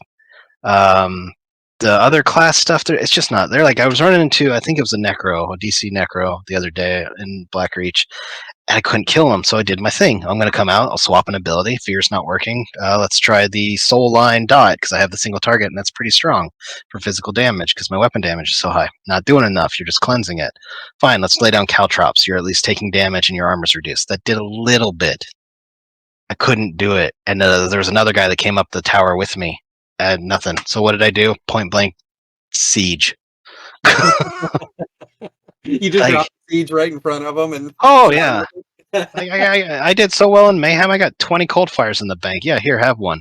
So it's dumb. The Sauce constantly says TTK, and I'm thinking to myself, there are people out there who have zero issue with TTK, and I don't know where you're getting your ideas from. That we're dying too quickly. Yet some of you are definitely, and I can attest to that because I did it. I killed you. I die quickly, but I'm built for that. I'm all divines and medium. I'm Yeah. gonna die. I don't care. But there's a vast majority. If you're in a group, either semi-organized or fully, you're not gonna die quick. If Yeah. you're that magical duo of Sakar and his little buddy who can tower hump and take on 25 people, you're not gonna die quickly, and you're gonna take most of the people coming out with you. I think that's part of the what do I want to say here? So the thing with TTK is, what is the scenario that they're determining what's good and what's bad? Like, is it just a one-on-one duel? Like, am I supposed to be holding block the whole time? Because I know when Right. people say they die so fast, I'm like, were you blocking? Are you doing this or are you doing that? Like, what was the scenario? What's the situation? Are you just getting gangbanged by 4 guys, whatever, and then you're complaining that you're dying so quick? I mean, you got to kind of look at the situation and be more clear. But Exactly. I don't think whenever they're coming over with these TTK impressions or I have uh, a theory. I have a theory. yeah, so I don't know. I would like to, I guess, get some more concrete information about it in terms of, hey, or better yet, the TTK should be 3 seconds. just something that's quantifiable. Because right now, I think it's when we talk about TTK, it's just a feeling. Right. It's all this and all that, and it's all subjective. So we need something more concrete. That's really it. My personal theory is that some Nightblade out there could have been me, could have been one of my guildmates, could have been completely someone else. Touched a developer in their no place and killed them instantly. And they're like, "Well, we're stopping this." Yeah. So I don't know. Like you're saying, yeah, it's very subjective. I mean, obviously you can use FTC to see how quick it happens, and it does happen in within a second. But it is not one ability; it is a string of things, Mhm. passive or active. And so, yeah, I don't know what their baseline is. What is it? Is it someone standing on their horse, AFK, typing, and then get pissy at you because they're stupid and we're AFK outside of a keep? So, yeah, or is it someone on a longer fight in a ball group that's full heals, purges, etc., and pariah or max mitigation that somehow died in a second? Well, what hit you? Did you just get bombed? There doesn't matter what bombers out there. I guarantee bombers have problems too, because there are groups that have so much mitigation, major evasion, minor evasion stacked, that the bomb doesn't do enough. It tickles them, and then you're like, well, I guess I'll die now. So yeah, Um, I don't know what their baseline is. Time to kill should have nothing to do with Nightblades at all, because Nightblades, that's their role. Their role is to come from stealth and nuke people, and that's how they can build. And like you said, you're running all divines. If you run all divines on other classes, there's a penalty for that. Yep. you know. And so I think you got to set Nightblades to the side when you're talking about time to kill, and you have to take in, well, how does Wardens match up, like their burst potential match up? Well, if a Warden pulls off their perfect burst, whatever, how much health can they cover? If a Stamcrow pulls off their perfect burst, how much health can they cover? I think everybody agrees right now Stamsork can cover the most health right now with their, Oh, there's some crazy builds out there for Stamsorks. The Ashen Grip one is the go-to for melee, I've noticed. yeah, But they're using their crystal bound armaments and crystal weapon more effectively. There was a guy, I have a feeling he was probably using Briarheart to get the damage bonus because he just kept healing also. Pure bow user, I think. Might have used Rally. I couldn't really, or his own buff anyway. Could not kill him. He'd streak away, heal. He'd hit me with a magnum shot, or the healing one, the healing version, sorry. And then would smack me with them crystal weapons and bound armaments. And I was like, well, this is end of day. I can't do anything against that because as soon as I get the burst down, he streaks away heals, and then I'm done. yeah, It was yeah. interesting. It was neat to see a non-melee build. He was a kitty cat too, so he was getting crit damage as well. Yeah, Stamsorks have immense mobility and immense burst and great Yep. healing, right? Oh yeah. Yeah. So that's kind of where we're at with that. And then you look at Stamplars and the other classes, and Stam DK. I think they need to take those classes into account when you're talking about time to kill and their best possible PvP rotation and how much health can they cover. Yep. And if the very best the very best performer, or the very best whoever it is on whatever class can cover, say, 30k health, then we have to assume a lot of other people are going to cover less than that, which gives room to counterplay. And in that moment, now all of a sudden people are dying less because there's counterplay, and people are healing, and people aren't dying. That's what I see when I watched Is There No One Else's video. And that, I saw that people are absolutely dying. Time to kill is high, and it's because it's first to the punch right now. They need to change that. And he likes where that's at, I guess, and I guess that's personal preference. I don't like where that's at, and I don't think that it's friendly for new players. Um, they'll spend more. New players will spend more time respawning, than they will actually PvPing. So. So this kind of fun conversation. It kind of reminds me back in the old Destiny 1 days.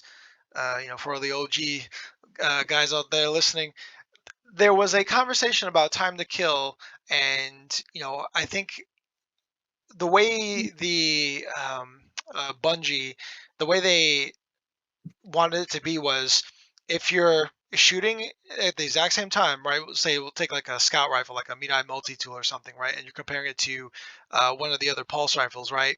The time to kill should be almost exactly the same. So if you're a straight up duel, okay, and you guys start shooting each other at the same time, you guys should kill each other at the same time, right?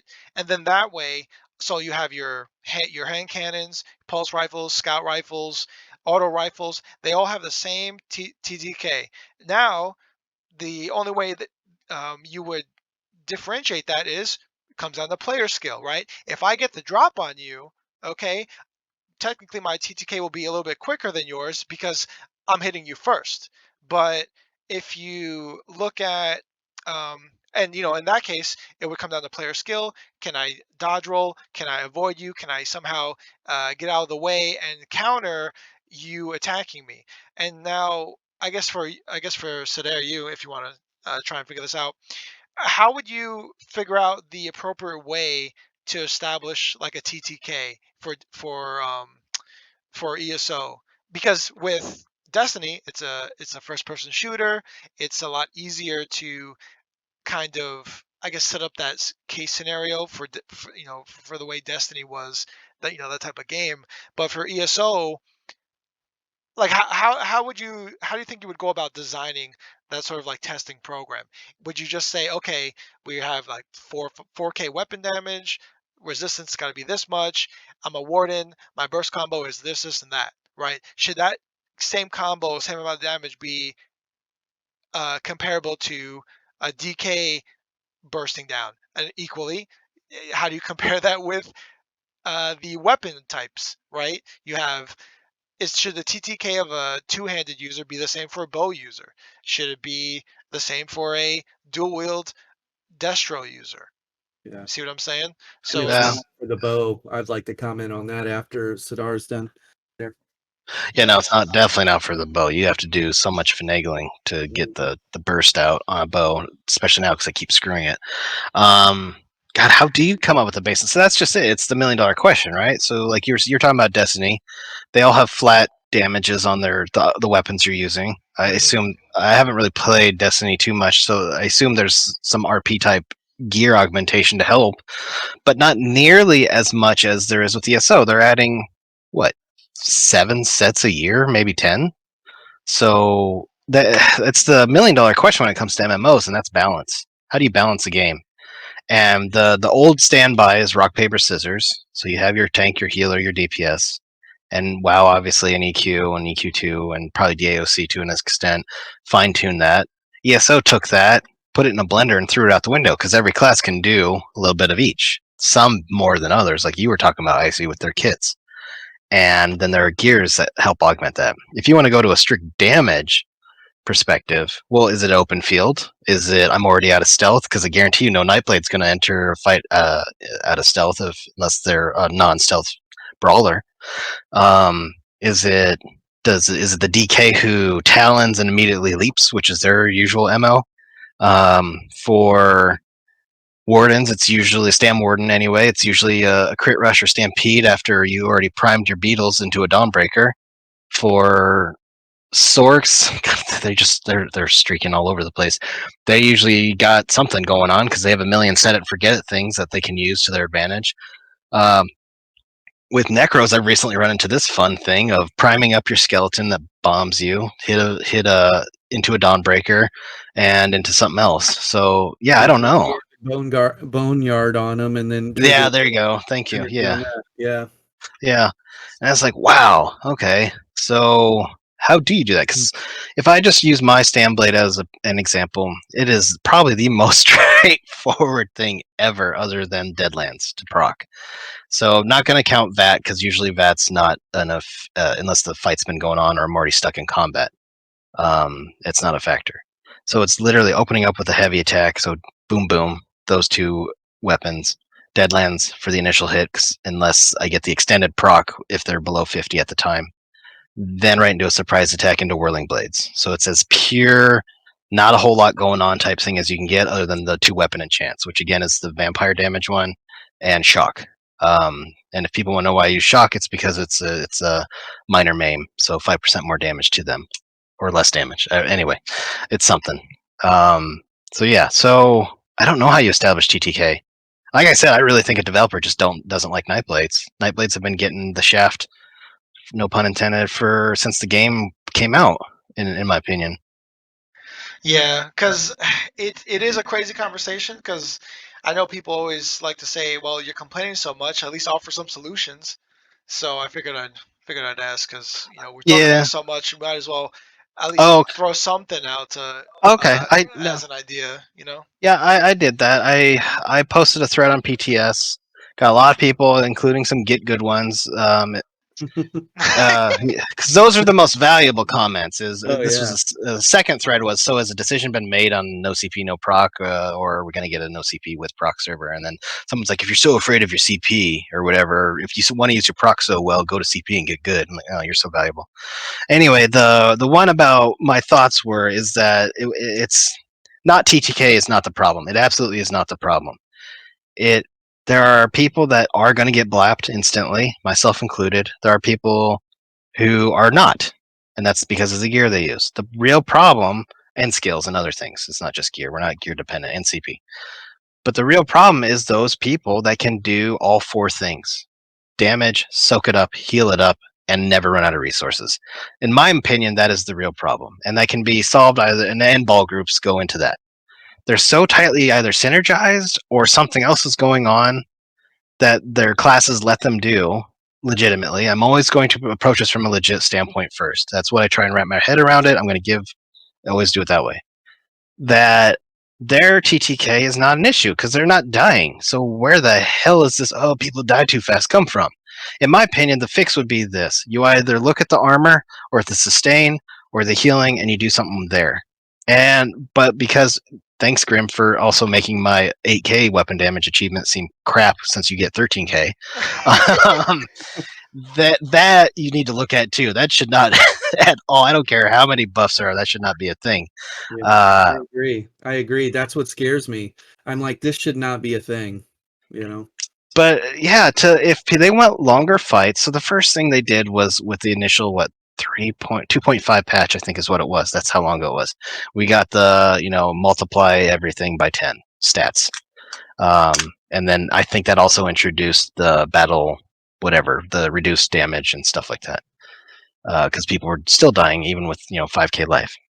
But now the main thing isn't that people die too quick, because they should die. I'm sorry if you're a 300 CP or lower person on CP and you die too quick and don't like that, that's because you have so little CP to spread around. But with the people that are on no CP and even on CP that don't die, I don't think it's TTK. I really don't. Just like it's not that two-handers are not used enough, which was the dumbest thing I ever read in my life, and I've read some dumb things lately. So, yeah, I think they should be looking at the quad effect. Like, how are people doing that instead of why are they dying so quickly? Did you read that in the patch notes that two-handers weren't being used enough? Yeah, that's why that's why they buffed up Stampede or whatever. So everyone and their mother's using that. Yeah. What? Yeah, Wait, that was in the latest patch notes? No, this was U30. What the heck? Yeah. It made me laugh. I'm like, clearly you have not been hit by 5 dizzying swings in a row. So, right. Like, if anything, well, okay, so when they say two hands not being used a lot, are they talking about it's just used as like a back bar thing? Because I think almost everybody that I PvP with uses. Oh. You said PvE, right? I bet. No, this is PvP. I think that okay. Now it's starting to ring a bell a little bit. Yeah, I think that was a PVE type of thing. Because because PVE PVE nobody uses two hand for stamina. It's mostly dual wield or some rare bow builds. Think what that ability brings. It brings a dot, and they buff the dot, right? Well, we all know in PvP, ain't nobody gonna stand in that. Yeah, sometimes you don't have a choice. God, what is it? There was a 80 Nightblade. That's all he was doing was boomeranging around with Stampede, leaving poop runes on the ground for you to die in. The problem with it is it reveals you as a Nightblade, or if you're just invis or crouched or whatever, it reveals you if you're in the radius, and then even cloak won't work. And it does he was doing a good amount of damage with it, but I think his group might have been augmenting him with passive Well, buffs too. if you're using, I can tell you this for a fact. What's the ability called again? I don't know why I can't think of it. The gap closer. Stampede or crit rush, but Yeah, Stampede is the choice now. So Stampede, the AoE area that it leaves on the ground, if mechanical acuity is procced, it crits everybody in that area that is hit by the Stampede. So Yeah. you do AoE crit damage to everyone as you gap close into them.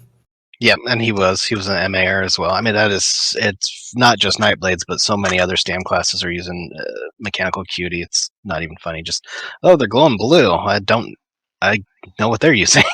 Yeah. So, To compound the mechanical acuity thing, and I caught onto this long ago when they changed the CP initially, everyone's crit resistance went from I had builds where I had 3,200 crit resistance, and it went down to 1,500 and 2K crit resistances. did they reduce it? Yeah. So it was, think about the time frame where they took impen and they reduced the value of impen on armor. Everyone's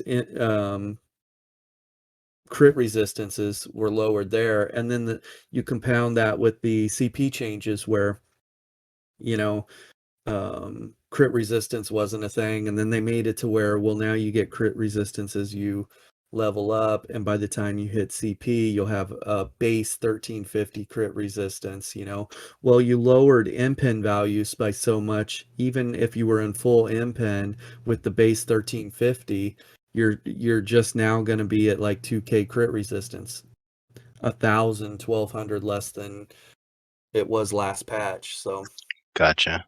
So they want you to start using more either the CP bubble or gear, I guess, or that's why mechanical acuity is really having a heyday right now. So Gotcha. That makes sense.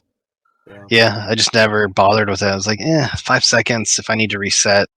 I don't know, because I've double dipped on bombs. Those are the most fun. If you get enough people that and you get away and your ulti is back already, you just go back in when they're resin people. Yeah, I saw that in one of your videos. I was like, dang, that's pretty impressive. So I've done triple before. It's that, but then I died. But I still got them. Was that in Imperial City? It would have been nice to get that Telvar take. Oh man, God, what was it? Oh, it was earlier. I think it was during Mayhem. I dipped down to Imperial City. I made 10K off one kill and just left. Icy's had a couple of those when he's running around on his Nightblade. Yeah, that was yeah, it's pretty fun, I think. Yeah, I'm looking forward to that event actually. Although I will say that I did try going out a couple weeks ago, and dude, I don't know what happened with people, but all of a sudden, people are I guess prey PVEers, whatever you want to call them. They're smart now because I tried hunting this group. Everybody was on alert the whole time. Even before I got there, they were always in pairs.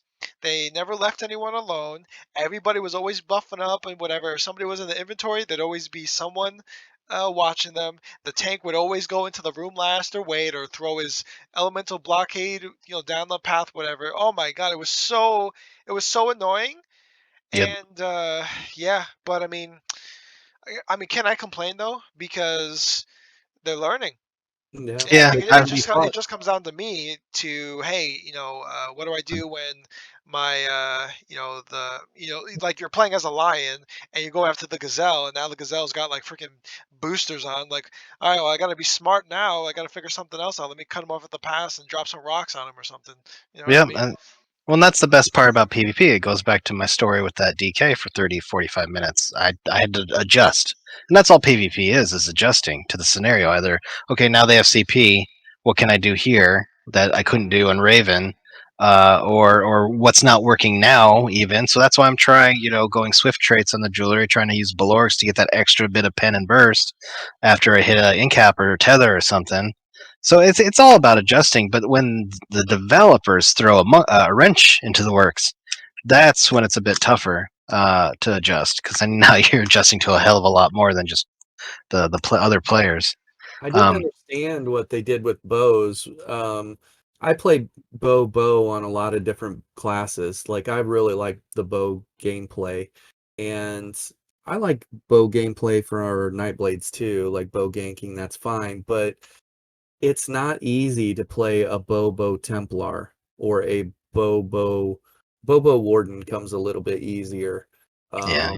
Bow Stam DK was a little rough, but those classes that don't have like built-in stealth, like you can find them on the battlefield, you need to be able to do damage with the bow, and the bow is just not putting out enough damage to be competitive. Not when you can get just absolutely wrecked by a D swing, a blast bones and a D swing. Like the bow doesn't have anything that lines up like that. Right. So, Well, you're clearly not spamming bombard enough. well, you know what? My buddy Rotten would agree with me. He I would want hate to that know. ability. Yeah, he would want to know why. Now, on my Stam Sork Dread Caller, when I run Bobo, it's like a Dread Arrow as the build for people. And I got a lot of gameplay on it. I really like that play style. Plays very fast, and it used to be very bursty. I have to try way too hard for the kills now, and I find myself Yep. just controlling fights more with Bombard and Magnum Shot. And even a simple 1v1 where they're struggling to get to me, I still have to work my tail off to put them away, and it shouldn't be that way. Like they're not even hunkered down. They're not running a gap closer, and they're trying to get to me, and I'm just free casting on them and still have to struggle to put them away. Yep. So I lost 4K, almost 5K on my bow tooltip, on lethal arrow. With the last changes, I'm under 10K, on some of my builds. They I'm need under to 10K buffed. yeah. I mean, Bo has just suffered of all the weapon types. Bo has suffered the most, and because it's the preferred tool of the Stam ganker, is whatever. And Ganondorf and in my guild is probably one of the best bow gankers I've seen in forever. He used Titanborn really well, and it has a built-in, payment for using it. You got to be low health, and they nerf it. But before that, they nerf lethal arrow, major maim to minor maim, and also we're lowering the percentage because that's necessary. And so, okay, fine, focus aim it is. But then you get I think the best way to do a bow build would probably be to use double arena bows, whatever they are, masters and either a black rose or asylum, uh, because and then just have your 10 other pieces either be a two piece set, two full 5 pieces, or try and get a one of the rings or something in there as well, because those will help supplement whatever you've lost. From a Nightblade standpoint, you're screwed because you don't get major brutality uh, without being up close to do the power extraction or a Yeah. potion, I guess, ahead of time. Almost every other class gets the other than Templars. I think. Do Necros have a built-in one? I always forget. Did you No, know that you could? Did you no. know that you could run werewolf and put the werewolf ability that has major brutality and just put it on your bar? You can't activate it because you're not in werewolf form. You don't even need werewolf in your ultimate slot. You just Really? you just drop that ability on your bar, and it becomes just a passive major brutality. I did not know that. That's hilarious. Yeah, yeah. That probably shouldn't be a thing. It shouldn't be a thing. It really shouldn't. But um, when I did my Steve Rogers, and it's a sword and board on a Stamplar, they don't have access to major brutality within their class, and most of the time, the only way you get major brutality on a Stamplar is going to be with Rally, right? Yep. Or Pots. And so I ran with Drake Kingslayer, the armor set that gives you major brutality, and when you kill an enemy, you get major expedition for 8 seconds. So that's a lot of mobility, and I get the buff I need so I can run sword and board. But somebody trashed it. Why would you ever run this armor set? It's so stupid. Why wouldn't you just put this werewolf ability on your bar? And it's like, it's Steve Rogers, man. I'm like, Steve Rogers is going to have a werewolf ability on his bar. Come on, Right. But The so fact that you can anyway, even do that is insane. Yeah, so there you go. That's the answer. I had multiple people tell me that this is still a thing. So if I make a Hawkeye, I might break kind of my immersion and put that on there because they don't, as a class, Nightblades don't have an access to major brutality without using that sap essence or power extraction. Well, if I'm running bow, why do I want to be that close to somebody to get that buff, So yeah, you'll have Well, to check that out. I That is I cool. I know we had this conversation in the past, Grim, but there was a little comic book spin-off series where Captain America did become a werewolf. So, for the sake of thematics, it would still be viable. I Yeah, I can't do remember it. that. I think he I became Werewolf by Night. Yeah, I can't do that. What about and wasn't there a zombie Captain America too? Uh, probably. Yeah, the whole Marvel universe went zombie. Yeah. yeah, I think both Marvel and DC have like a deceased or something series, something like that, where everybody's zombies. So, So um, that's an answer for you. That's kind of a sneaky little trick. Drop that werewolf ability on there. Yeah, there you go. so Sadar, since you said earlier that not all classes should be able to do all these things extremely well, right? So you think that, so where does that come into play with weapon types, right? So like, to Grimm's point, I think he has more success, running bow and a knife blade and Sork because of the mobility, or with the mobility of the Sork and the invisibility of the knife blade, but the other four kind of have their issues. So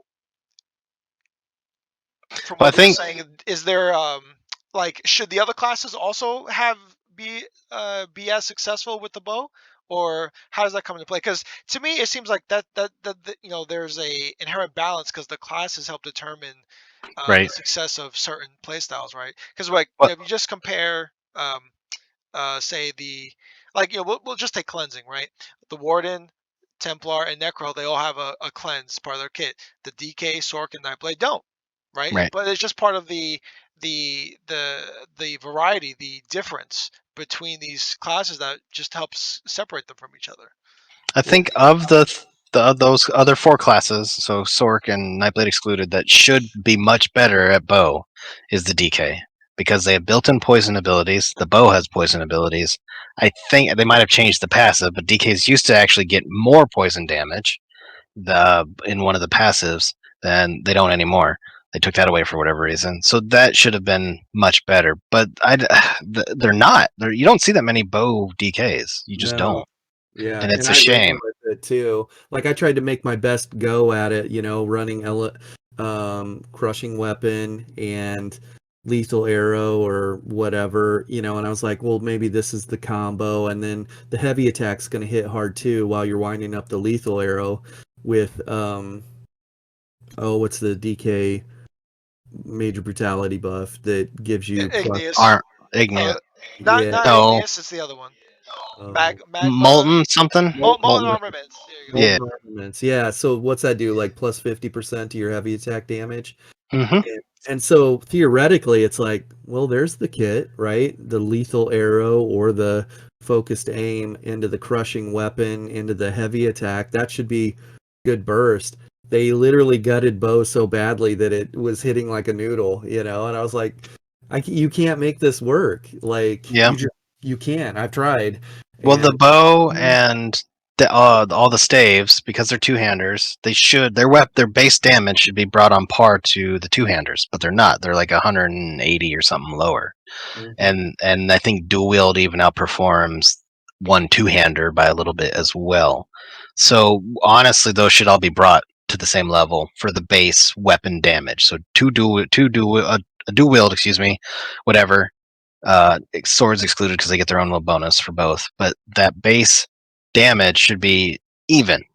Staves, bow, two-hander should all have the same base damage. Then you factor in, is it a sword, is it Nirnhoned, whatever. Then that gives more. Yeah.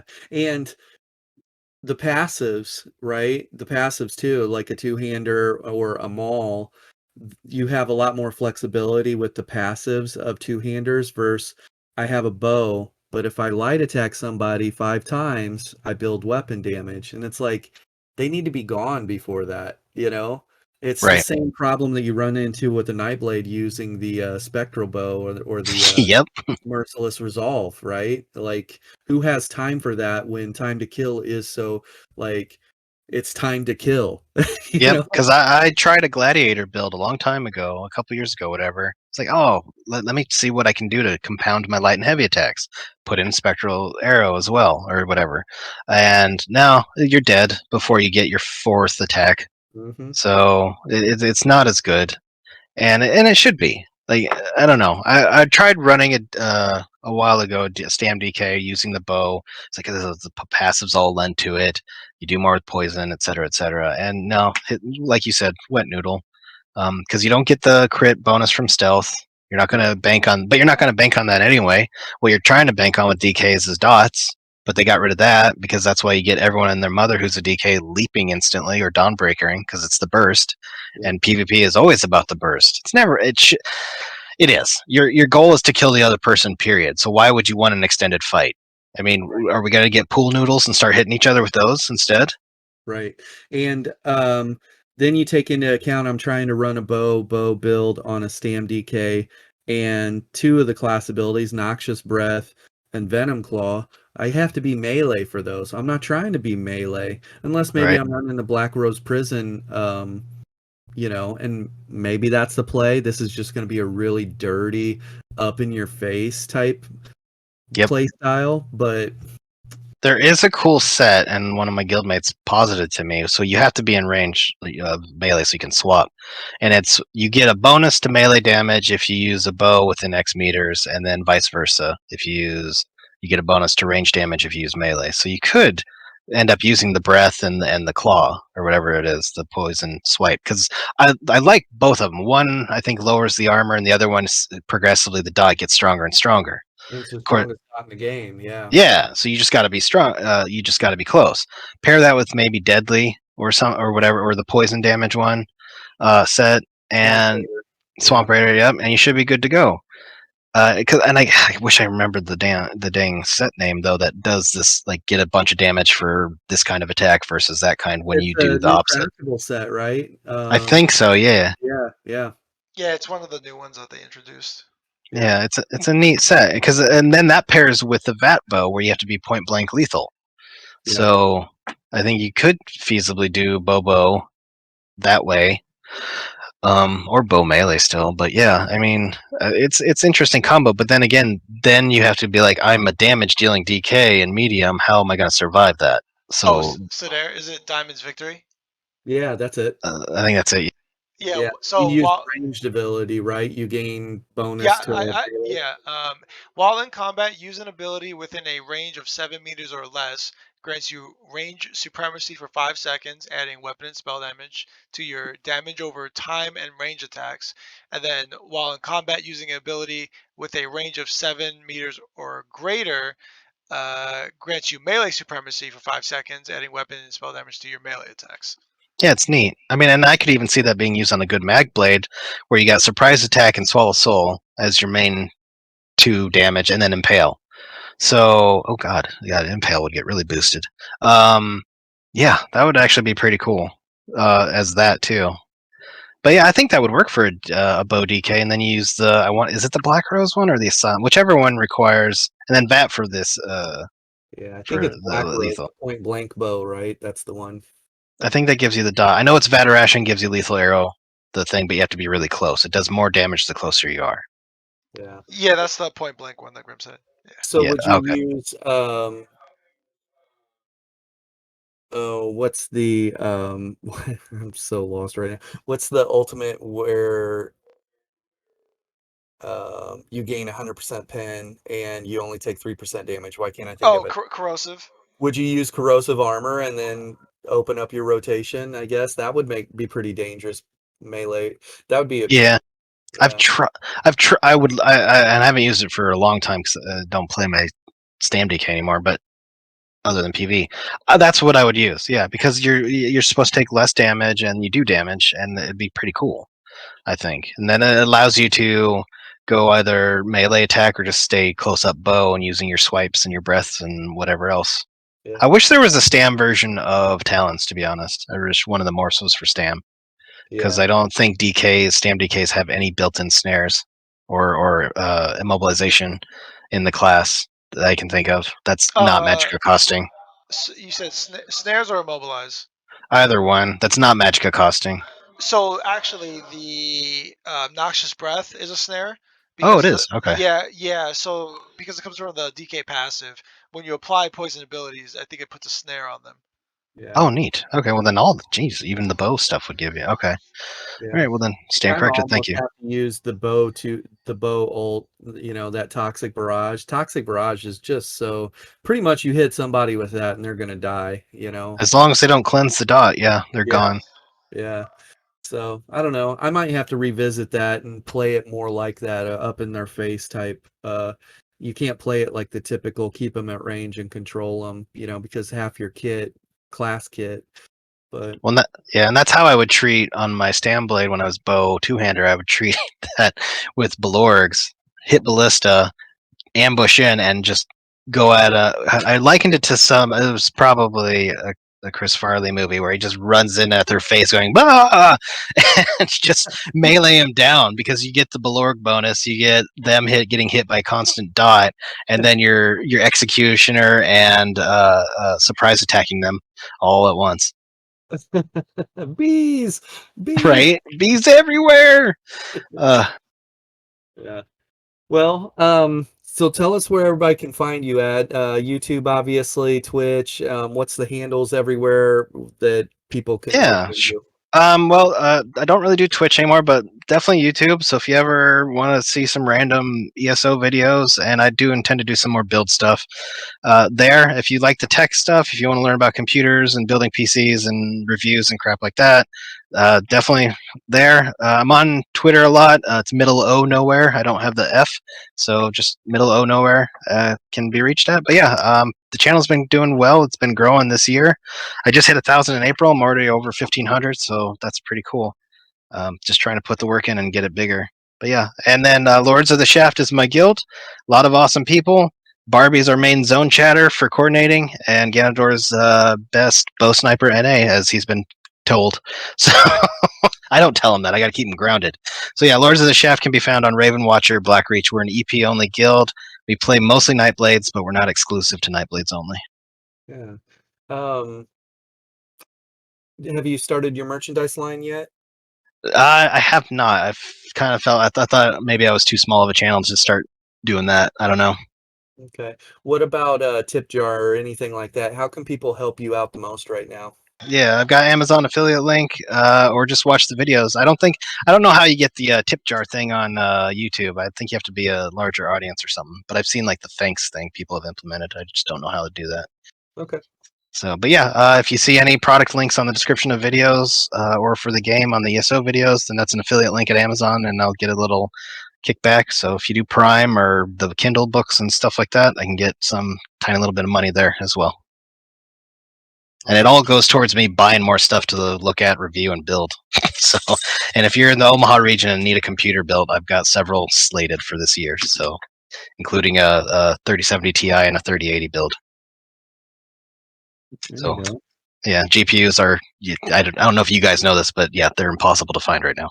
Yeah, our buddy Papa was having a heck of a time. I don't even recall how long he was searching and waiting to get his. So I think So like yeah, 4 months or something like that. yeah. yeah, Definitely a while. yeah. People are still waiting. So I lucked out on quite a few, and then I basically that's how I fund myself. I buy the stuff, I build it, and then I sell it for like $100 profit, and then just do it all over again. Okay. That's all I had. Cool. Well, thank you for the invite.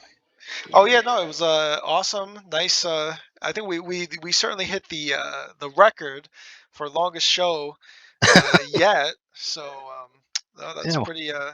pretty cool. Hope, But yeah, oh go ahead. oh, I was just gonna say, hopefully, if anyone's listening that I've killed quite a lot, hopefully they don't think I'm such a prick anymore. I don't know. Uh, You know, I think our listeners are they're pretty cool. I think for the most part. oh yeah. I don't know. So, but yeah. So I guess I'll just do three quick announcements. Um, As always, if you just want an audio version of the podcast, you can find us over at Anchor. Link is always in the description below, so feel free to check us out there. Number two, we did change up the Discord. We do have a link to the Discord that we always put in the description. So if you come check us out, or if you're already in the Discord, we did change a lot of things up. So you will have to go to the check out the announcements and then the role section where you'll just have to react to the ESO role to get access to everywhere else in the Discord. We cleaned it up thanks to our buddy Bleach, and it looks a little bit more professional now, which is pretty awesome.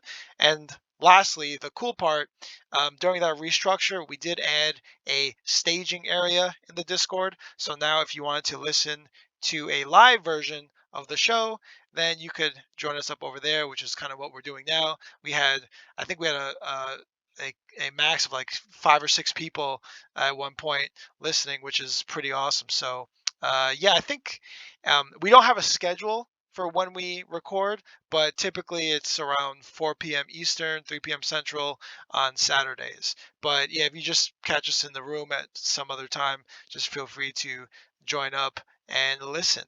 So yeah. Next weekend we've got Vex coming on the show. The weekend after that we have wait, did I tell you who was after that, Icy? The Real Godzilla. Real Godzilla the weekend after that, and then we've got 3 other people that will line up the following weekends after that. So we've got at least another month or 2 of shows coming for you guys right now that are planned out. So Yeah, Nice. it's gonna be fun. And with that said, we'll catch you guys on the next one. See ya. see ya. Bye. You're gonna say bye-bye, Argonians. Bye bye, Rogonian.